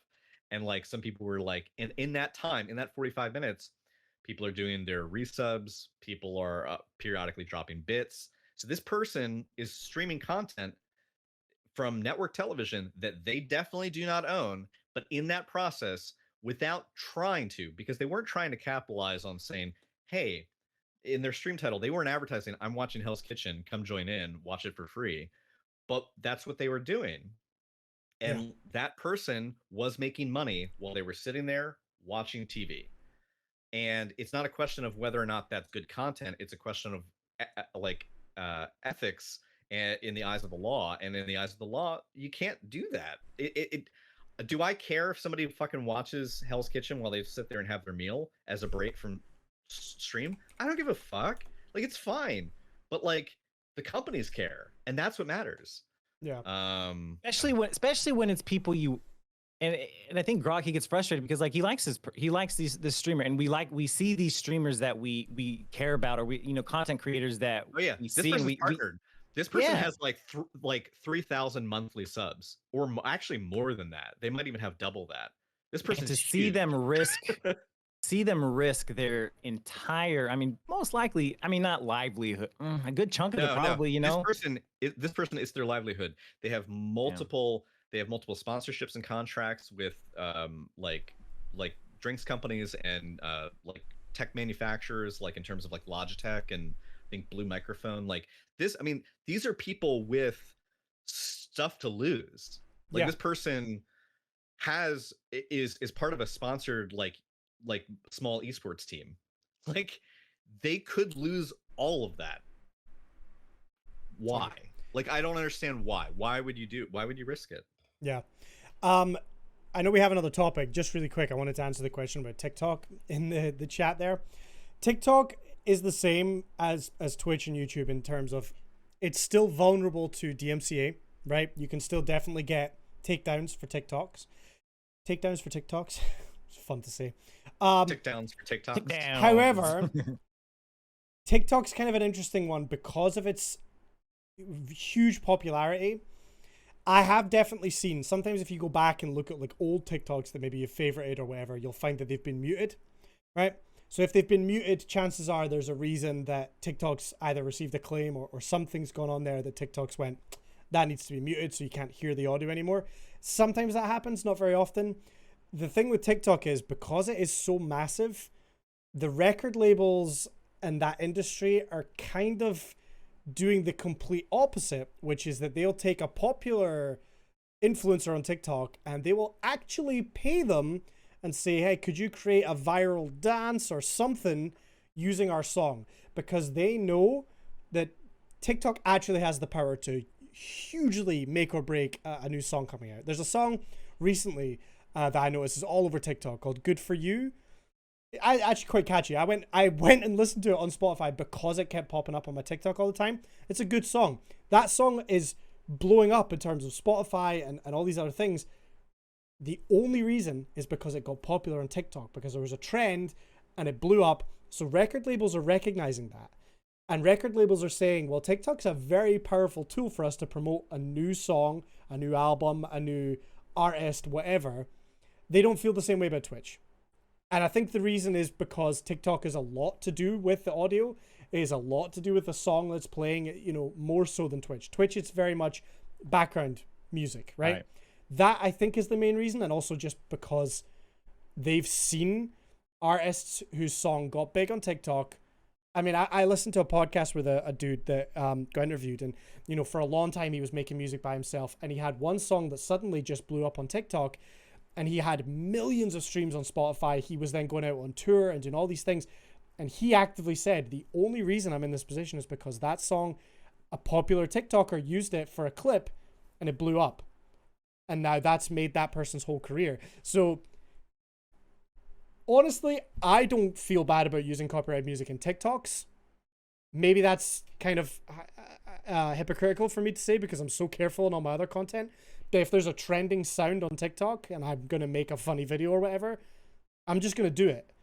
Here's the irony of it all, and I think Shadow kind of like nails it perfectly. Shadow, our mod in chat, says, so what I hear is that one is good and the other is not. my take from that to kind of like tease that out is he's right that basically just like the video games industry does not file any claims towards any streamers because they know it is beneficial for them as a company and for that industry to allow people to stream their video games, to promote it, to work with cross promotion deals with like food and drinks companies and hardware manufacturers, that there is a thriving industry around promoting that content and the sale of that content. So video game industries, Twitch, it's free reign. But the music industry is basically selectively saying, hey, TikTok, are they doing the same things? Are people posting like copywritten stuff without the consent of the creator and reusing it? Yes. Are we gonna like come after them? No. Why? Because the it's renegade is useful cool. because it's useful for the music industry to like track metrics and gain exposure, and like basically when it's convenient for the industry to turn Exactly. its eye away from enforcing the law, they will.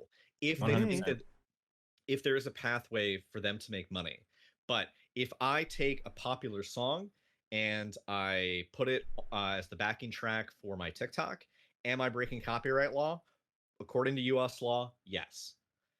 Will you get a DMCA claim for it on TikTok? Almost assuredly, probably no. But the reason is the music industry is choosing not to enforce it with one particular platform, and they are choosing to enforce it with others. So you will get slapped on it for it, if you post it on YouTube or if you post it on. That's a great. I'm so glad you said that because it's 100% spot on. And that's what, and it frustrates me because people get so mad at these companies, Twitter, Twitch, TikTok, YouTube, whatever, because they're like, oh, well, why does it work here and why does it not work there? It's not the companies.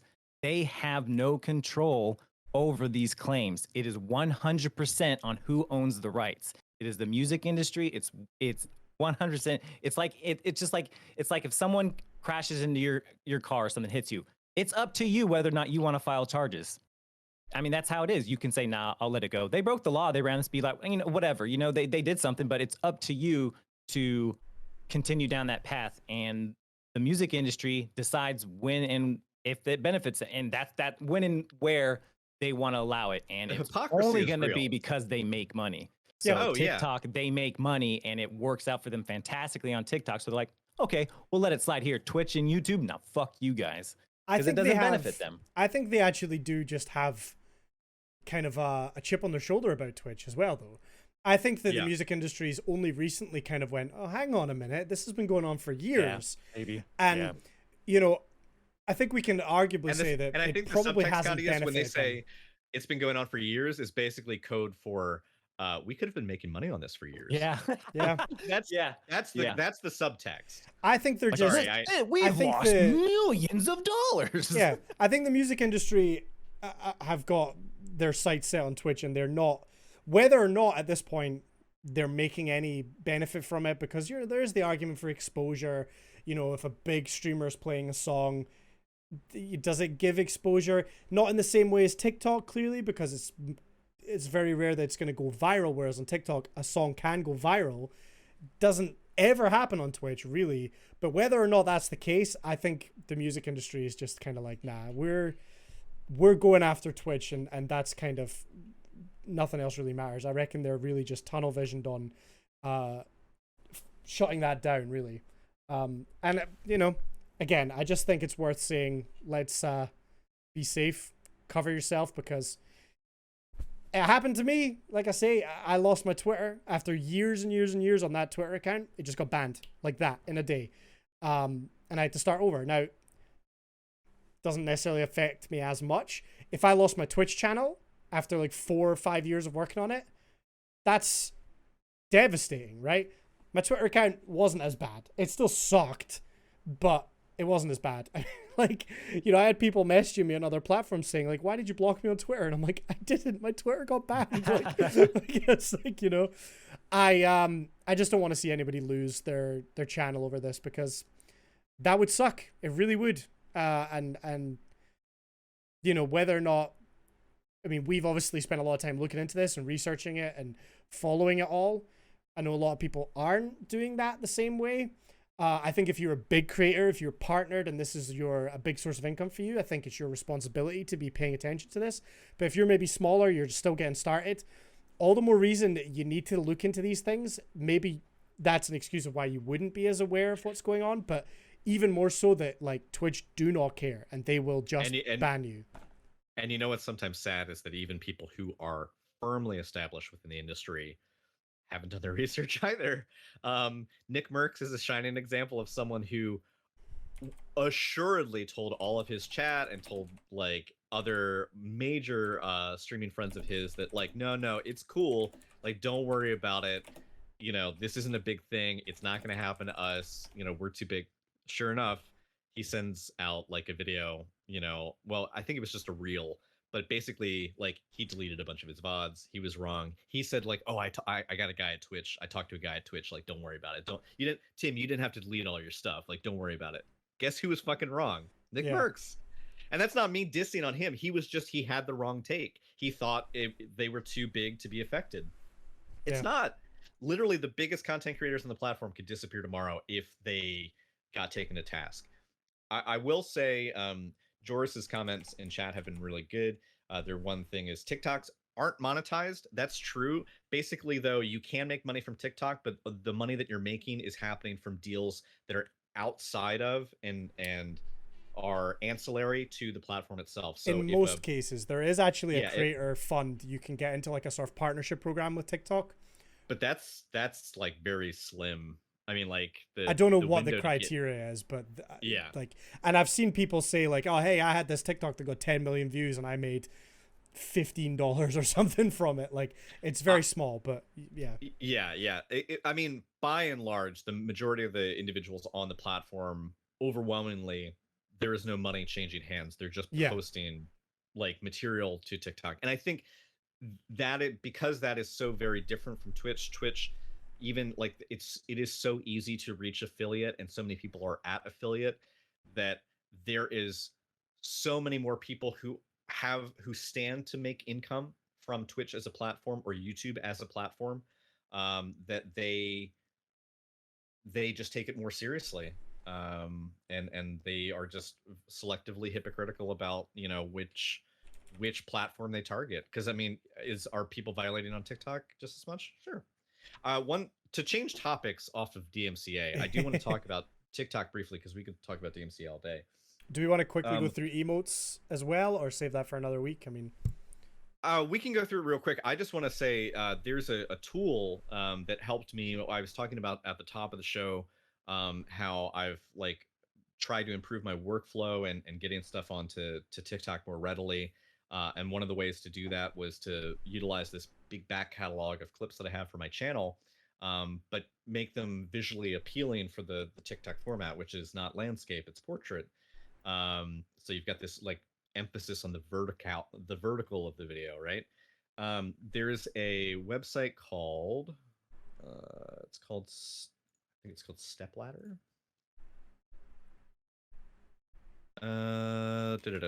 Twitter. But basically this tool allows you to take your video. You can either like direct it to a clip, or you can it's called Streamladder. It's called streamladder.com. And basically what Streamladder is a way for you to either give them the URL directly to your Twitch clip, or you can have downloaded the clip or download any video really and then upload it to their site. And what it does is it gives you a crop tool where typically most people when they're playing content are going to have a static webcam somewhere on their screen, and then most of their content is going to be happening in the middle of their screen, right? And so because all the action is focused in the middle, what they do is they give you two crop tools. The first crop tool allows you to just like basically crop out the static area where your webcam is. And then the other tool allows you to just take a vertical crop of the 16:9 ratio, but it's just doing this vertical slice, and you just center that on the majority of the action on your screen. It'll default just to the middle, because pretty much every game has like, you know, will probably have a crosshair or something that is like the focal point is dead center. And what it does is it takes your camera, puts it to the top of this portrait for TikTok, and the lower like 2/3 of your TikTok area is just your gameplay.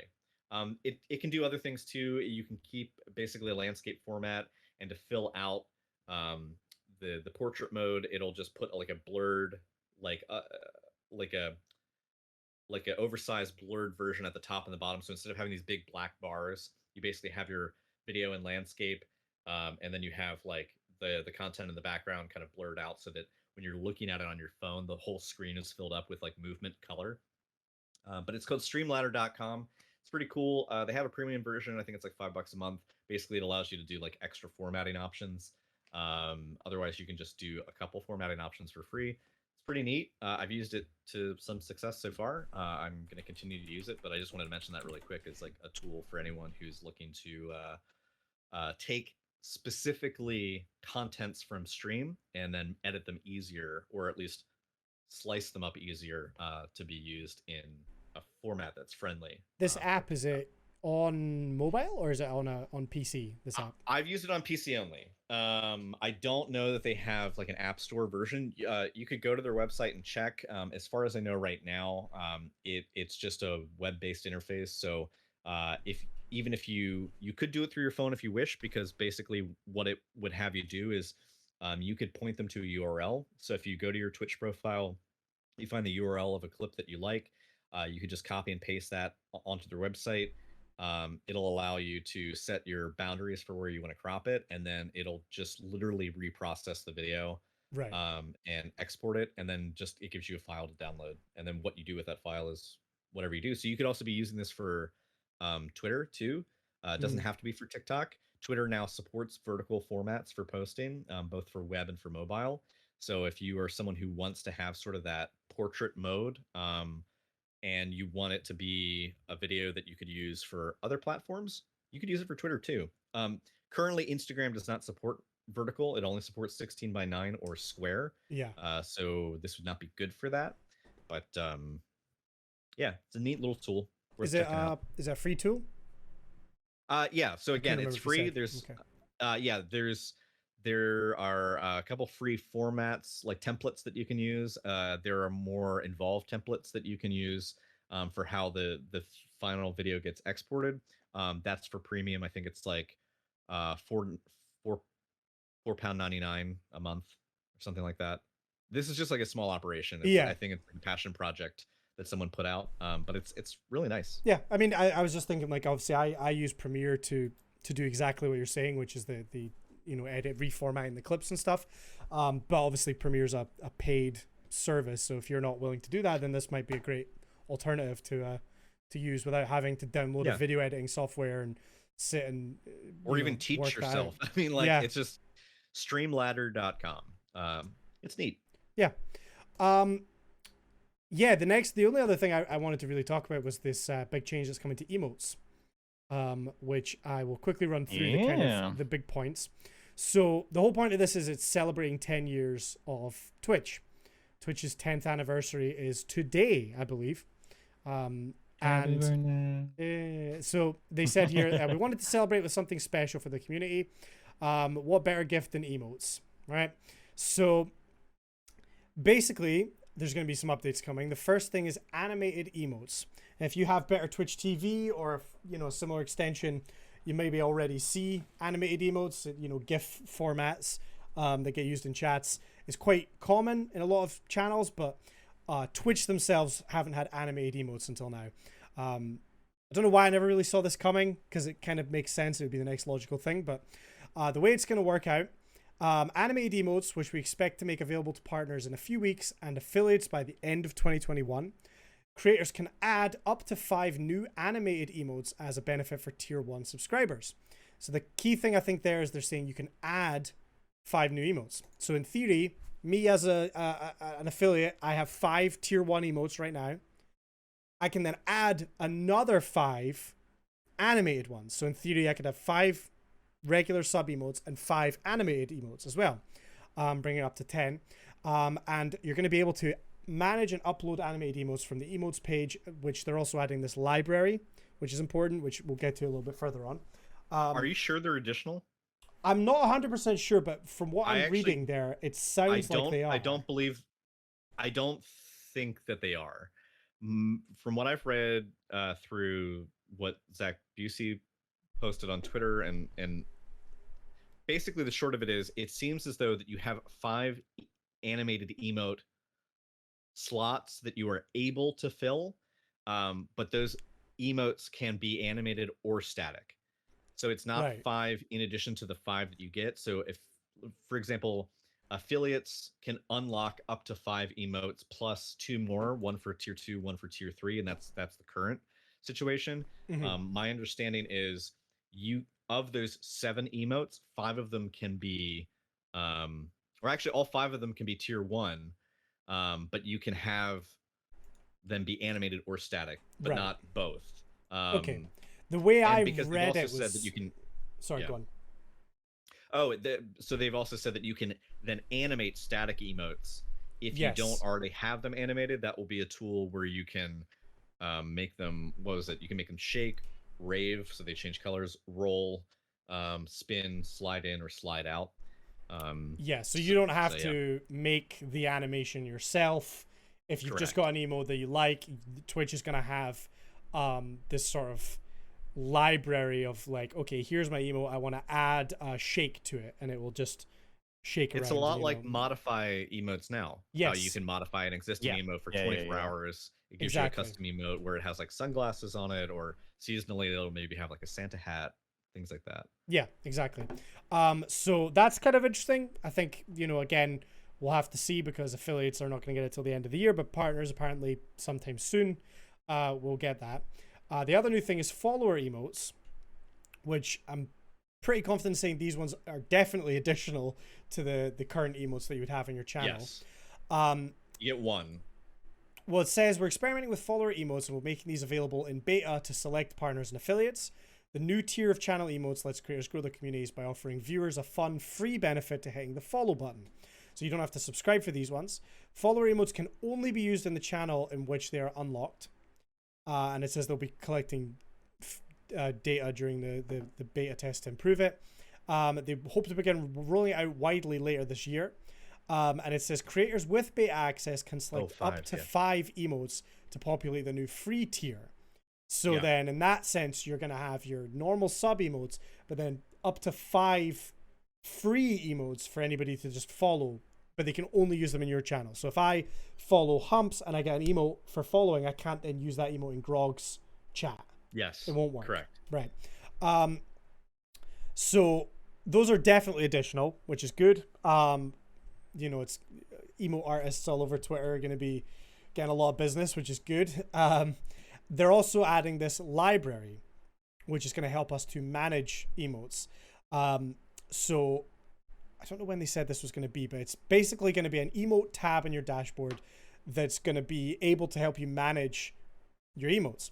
So it says, even if they're not active, you can have emotes uploaded there and choose to activate or deactivate them without having to delete and then re-upload when you want new emotes going in. So if you want to swap them around between, this one I want to be as a follower emote and this one as a sub emote, tier 1, tier 2, tier 3, whatever, you can move them around all through there without having to, go through the whole process of deleting them and then re-uploading them.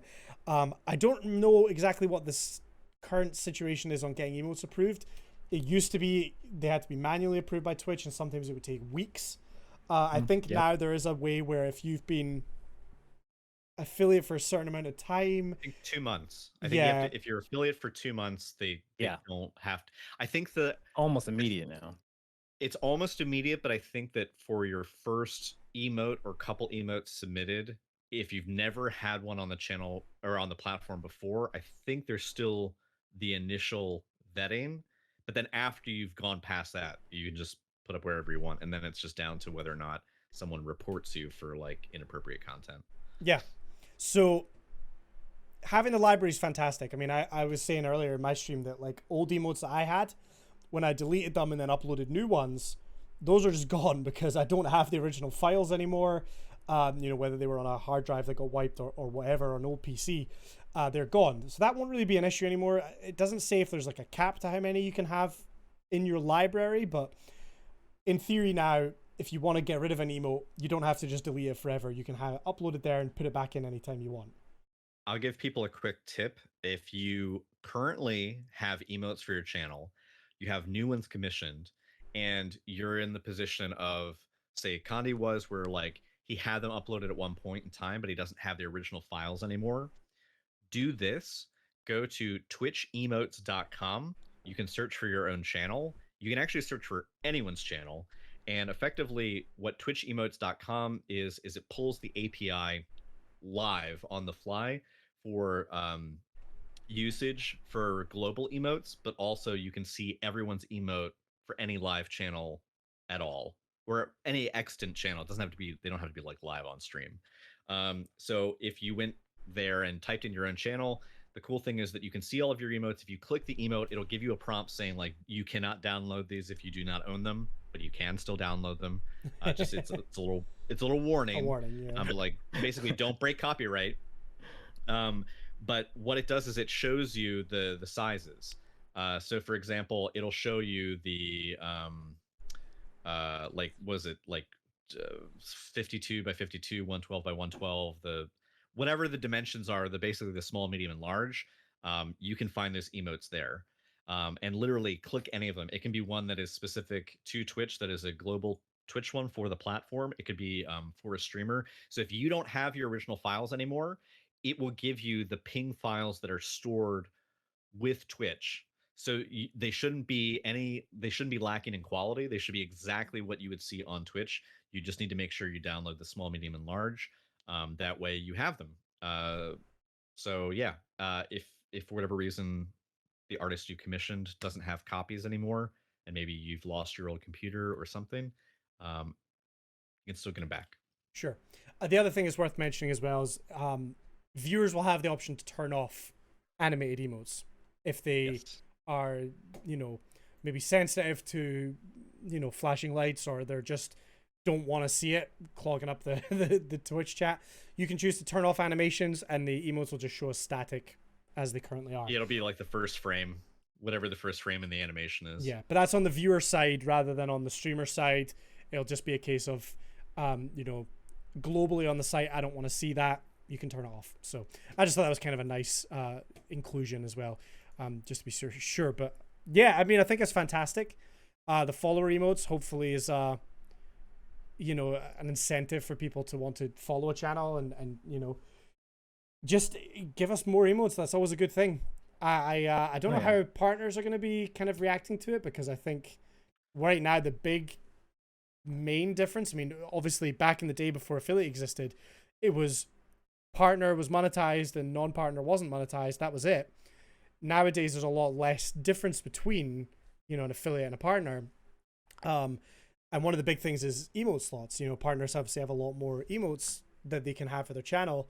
And now that affiliates are getting a bunch more, it's kind of a, I don't know. I wonder if partners are going to get any additional benefits or. I don't think they should care too much. I mean, and I don't say that as someone who's not partnered, but like considering that if you're partnered, you can get up to 50 emote slots, not including all the additional slots you get for tier 2 and tier 3 subs. At most, you're getting up to 10 emote slots as an affiliate. You get the 5 that can only be used in your channel. So that in of itself is still not, it's awesome. It's amazing for people who are trying to ferment a community. But in the sense that like a partnered streamer that has 50 emotes that can be used everywhere. Like I can't tell you how many streamers like who I don't watch, but I recognize their emotes because they get used across all these channels where there's overlap with my interests and then other people that frequent that streamer. You know, like I don't play Destiny anymore, but like so many people I know still subscribe to Glad, who's a huge Destiny streamer, and now he does variety streaming, and I see his emotes, you know, like, and his are used in other channels. So like if you're a partner, you still have this reach, you have this like total spread of being able to like touch more of the platform, whereas, you know, effectively it sounds like affiliates are still just going to have the 5 that they get max, plus the other 2 for their tiers, and then these extra 5 that can only be used on their channel. I think it's a win-win. I don't think partners should feel I don't think people will probably feel some kind of way because the partners also get them too. I mean, I you get hope 5 not. new emotes. I remember there being controversy when they upped the affiliates from 1 emote slot to 5. Yeah. I remember there being controversy about that, and I can almost sort of understand it because as a partner, you know, what is your main benefit now? Yeah, you get some more sub emotes, you get the check mark, but like there's not a great deal of difference anymore. Um, I don't know. Personally, I think, you know, it's great if everyone gets more emotes. That's fantastic. I I can't remember when it first started and you got 1 for each tier, and I was one of the people saying like, I wish I could just have 3 tier 1s and not have any tier 2 or tier 3 subs and just choose Yeah. to put them all in that one slot. And they, you know, they've obviously over time increased the amount of slots that the affiliates get. So good news, I think, and I'm excited to see when this rolls out. I can't find the link to the mention right now, but there is news in the pipeline that use eventually at some point they're going to be rolling out a feature where users can tailor their favorites. So like if you're on mobile right now or you're on um, desktop, like when you tap the emote icon to like search for emotes, it'll show you your most frequently used. There is going to be a way in the future to basically set up a favorites. So like specifically choose these are my favorite emotes rather than just based on past usage statistics. Like Yeah, it's just showing you the last 5 that you used, the last 10 that you used. You can actually kind of like select like these are my top whatevers. I don't think that there was a timestamp on when that was a deliverable, like when we would see that roll out. I think it's somewhere in within the year, but that will probably be rolled into this, you know, planned distribution of like the animated emotes, the follower emotes, etc. That's my suspicion, anyway. yeah. It's you know, it's good to see though. So they said this library will be coming at some point in the next few months. Um, where's the actual wording on it? Creators will be notified when they receive access. They'll see the library show up on their emotes page, and they anticipate all partners and affiliates will have access within a few months. So that's something to come on, you know, in the next few weeks, months, and you know, get planning, get thinking about your new emotes that you're gonna want. Get speaking to artists. I'm sure there's plenty of people out there that will be happy to take a commission and get some emotes. Oh yeah, this will be good for that community for sure. That's fantastic for artists. Yeah, Yeah. especially because all. I mean, I assume the follower emotes are just affiliate only. I'm guessing you're not. If you're not affiliate, you're not going to have follower emotes. Yeah, partners and affiliates. So yeah, Yeah. there you go. Now, if somebody makes affiliate, they've got even more emote slots straight off the bat when they get affiliated. So That's good. yeah, it's fantastic. That's huge. Actually, that's really huge because if you get the 5 follower emotes, you have to get up to what is it? 50 50 subs to unlock all of them. is Yeah. it 50 or 55 to unlock all of them? Yeah, you get them at tiers. It's like get 10 subs, get 15 subs, get 20 or 25 and then 30 or 35 and then like 50. Yeah, whatever it is, like when you get that 5th slot, that's like you're shooting for 50-ish subs to your channel. Yeah. That's still a big ask for, that's still a big ask for anyone, really. Yeah. So I was gonna say like for small, but I mean, yeah, getting 50 people or either recurring monthly or gifted subs to then within a 30-day period to your channel is huge. Yeah.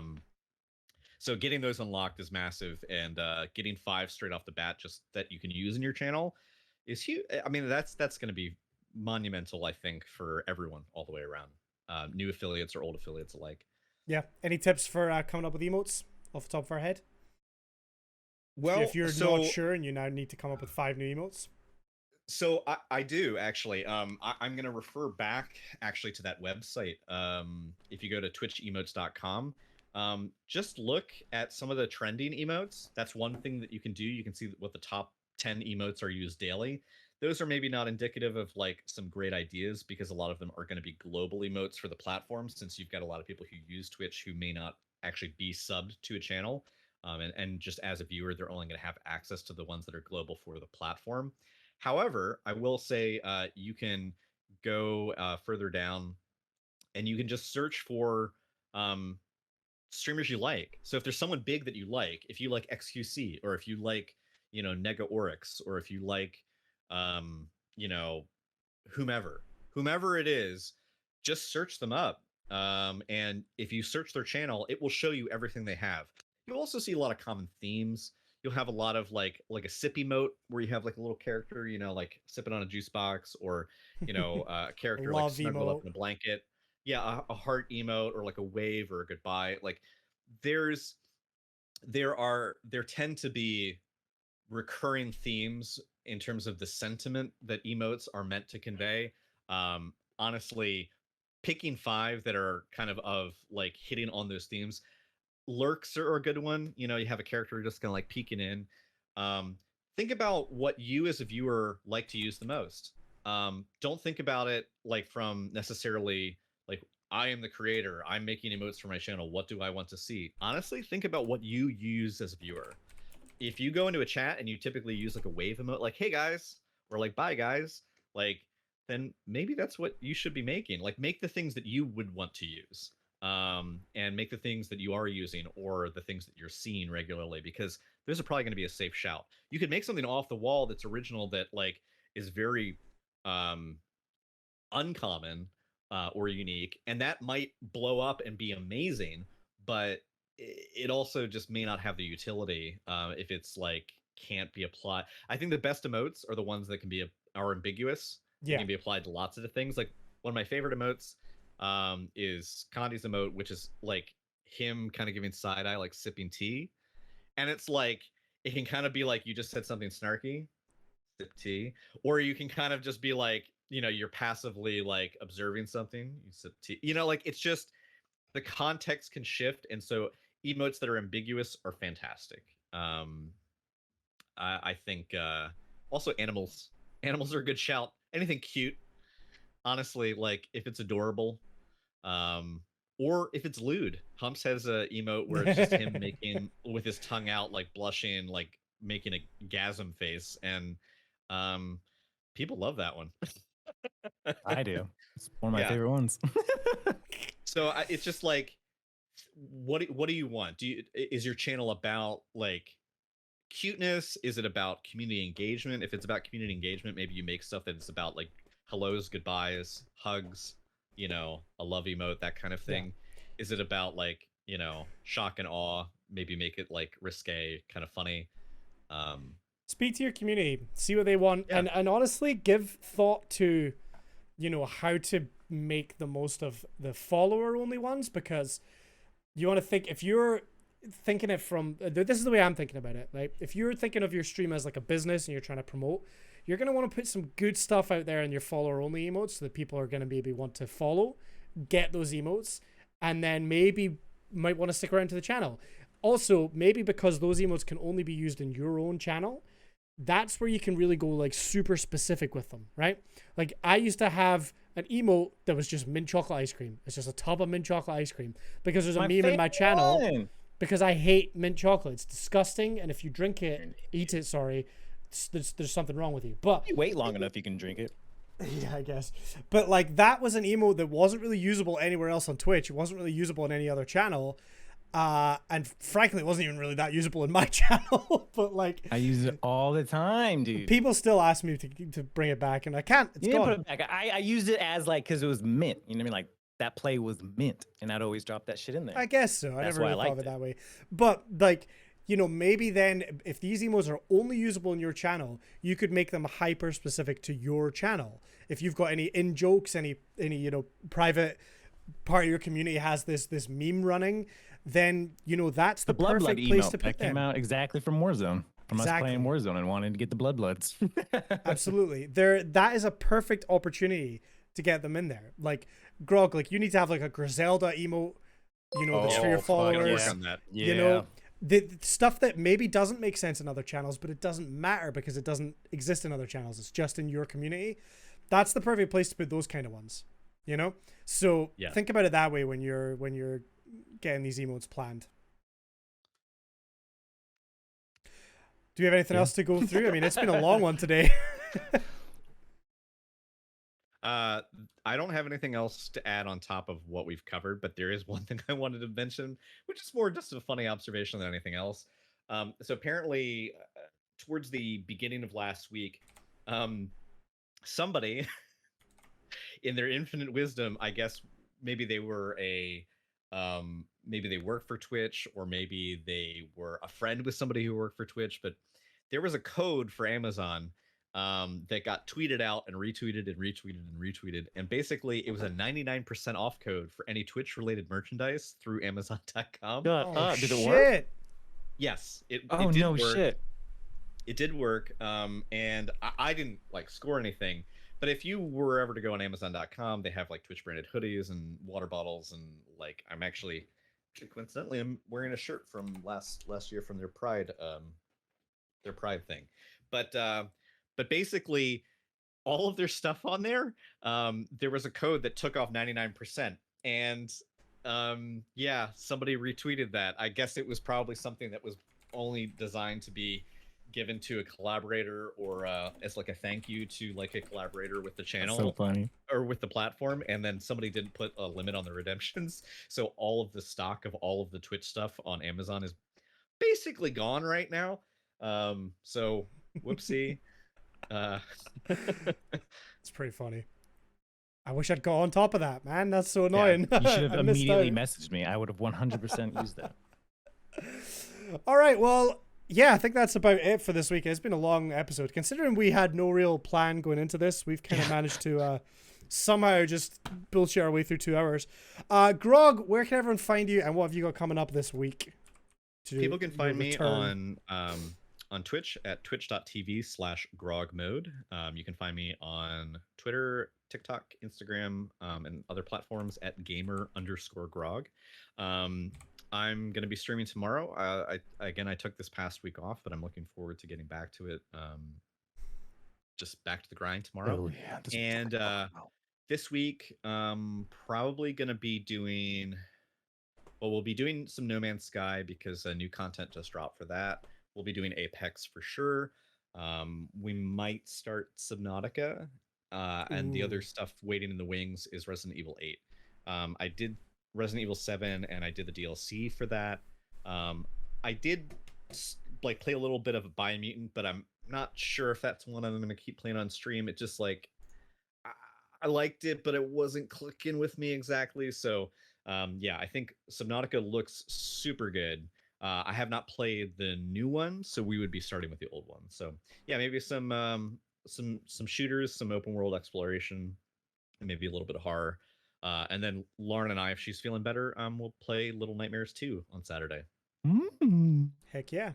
Humps, what about yourself? Hi, I'm Humps. You can find me everywhere on the socials at Sir Humps, except for Twitter. You have to add an underscore for now. You can also find me at www.sirhumps.co. That is an active website.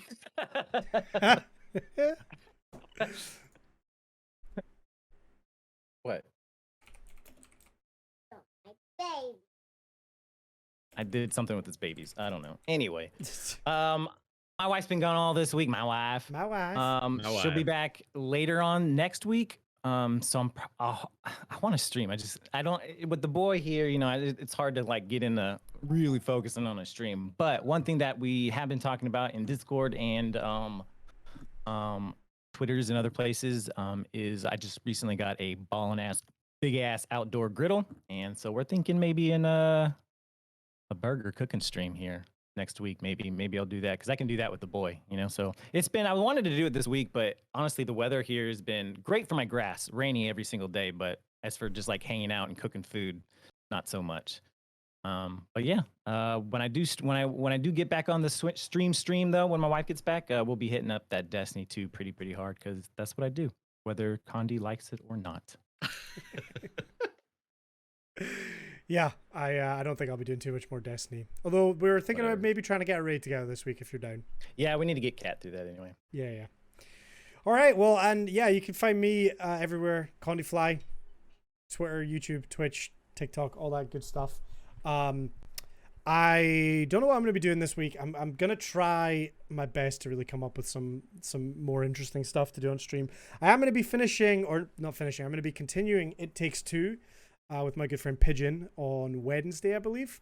That game is beautiful. You and It's a Lauren hoot. need to play that if you've not already.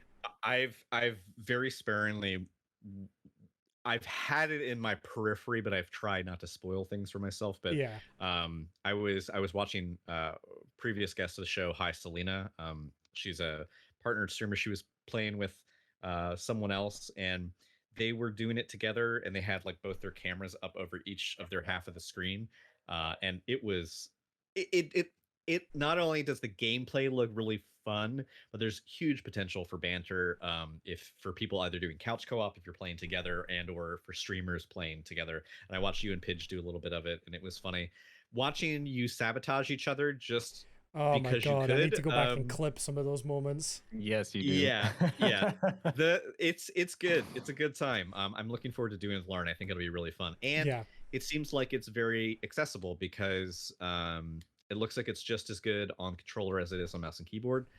So it's basically input agnostic. The game really just leans into both the story and the puzzles. So the overall skill gap is relatively low. There was a and tug of war that Pidge and I did, and I just want to say I demolished him every time. He did eventually. He believes that the controller held him back, but he's just not as strong as me. So you know, if you played A Way Out, I believe it's the same developers. It's very similar in the way that that's done, where, you know, you've got your split screen, there's like a story and there's co-op things, but every so often you get this like little mini game where you can play against each other. It's very similar to that. Well worth checking out. I'm looking forward to playing some more. I've heard it's like quite a long story too. Some people are saying like, you know, like 8-12 hours. Sometimes people are saying it's not a one and done. Yeah. It's not like you play for like 2-3 hours and then it's over.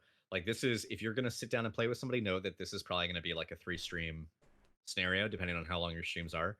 But it's good. Yeah. But yeah, more importantly, go and check out the podcast. If you've been watching live and you think maybe, hey, I learned something, don't know if, you know, maybe that's guys are stretching really it a little bit. dumb. I should see how dumb the rabbit hole goes. We do Be have sure all to our hit that previous like episodes. and subscribe button. We have all our previous episodes on Spotify. They're available. YouTube, we're still trying to get into a rhythm with working out the whole YouTube side of things. So the episodes are a little bit behind there, but we are working on it.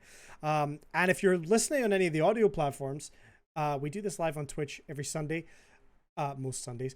Twitch.tv/ZeroStrategyPodcast. We have a Discord. We have all the usual stuff that you would expect. And a Twitter @ZeroStrategyPod. Go and give us a follow. And then if you've got any questions or anything that's like burning on your mind, tweet at us and we can add it to our list of topics, which we definitely have every single week prepared ahead of time. Thank you to everyone though who chimed in and contributed in chat during the stream. It's always really helpful to have live feedback, and also you guys give us like you know, not only do you play devil's advocate, you know, when we're trying to discuss these scenarios, but also give us new talking points. So it's really helpful. Thank you. Absolutely, it is. We are going to go and raid someone, so please do stick around for that. Go and spam whatever emotes that you like, and from whichever emote artist you like. Yeah, absolutely. Emotes are a big thing, so just go and show them. We'll be back next week on this channel. Thank you so much for listening. We will see you guys later. Bye-bye. Bye. Bye.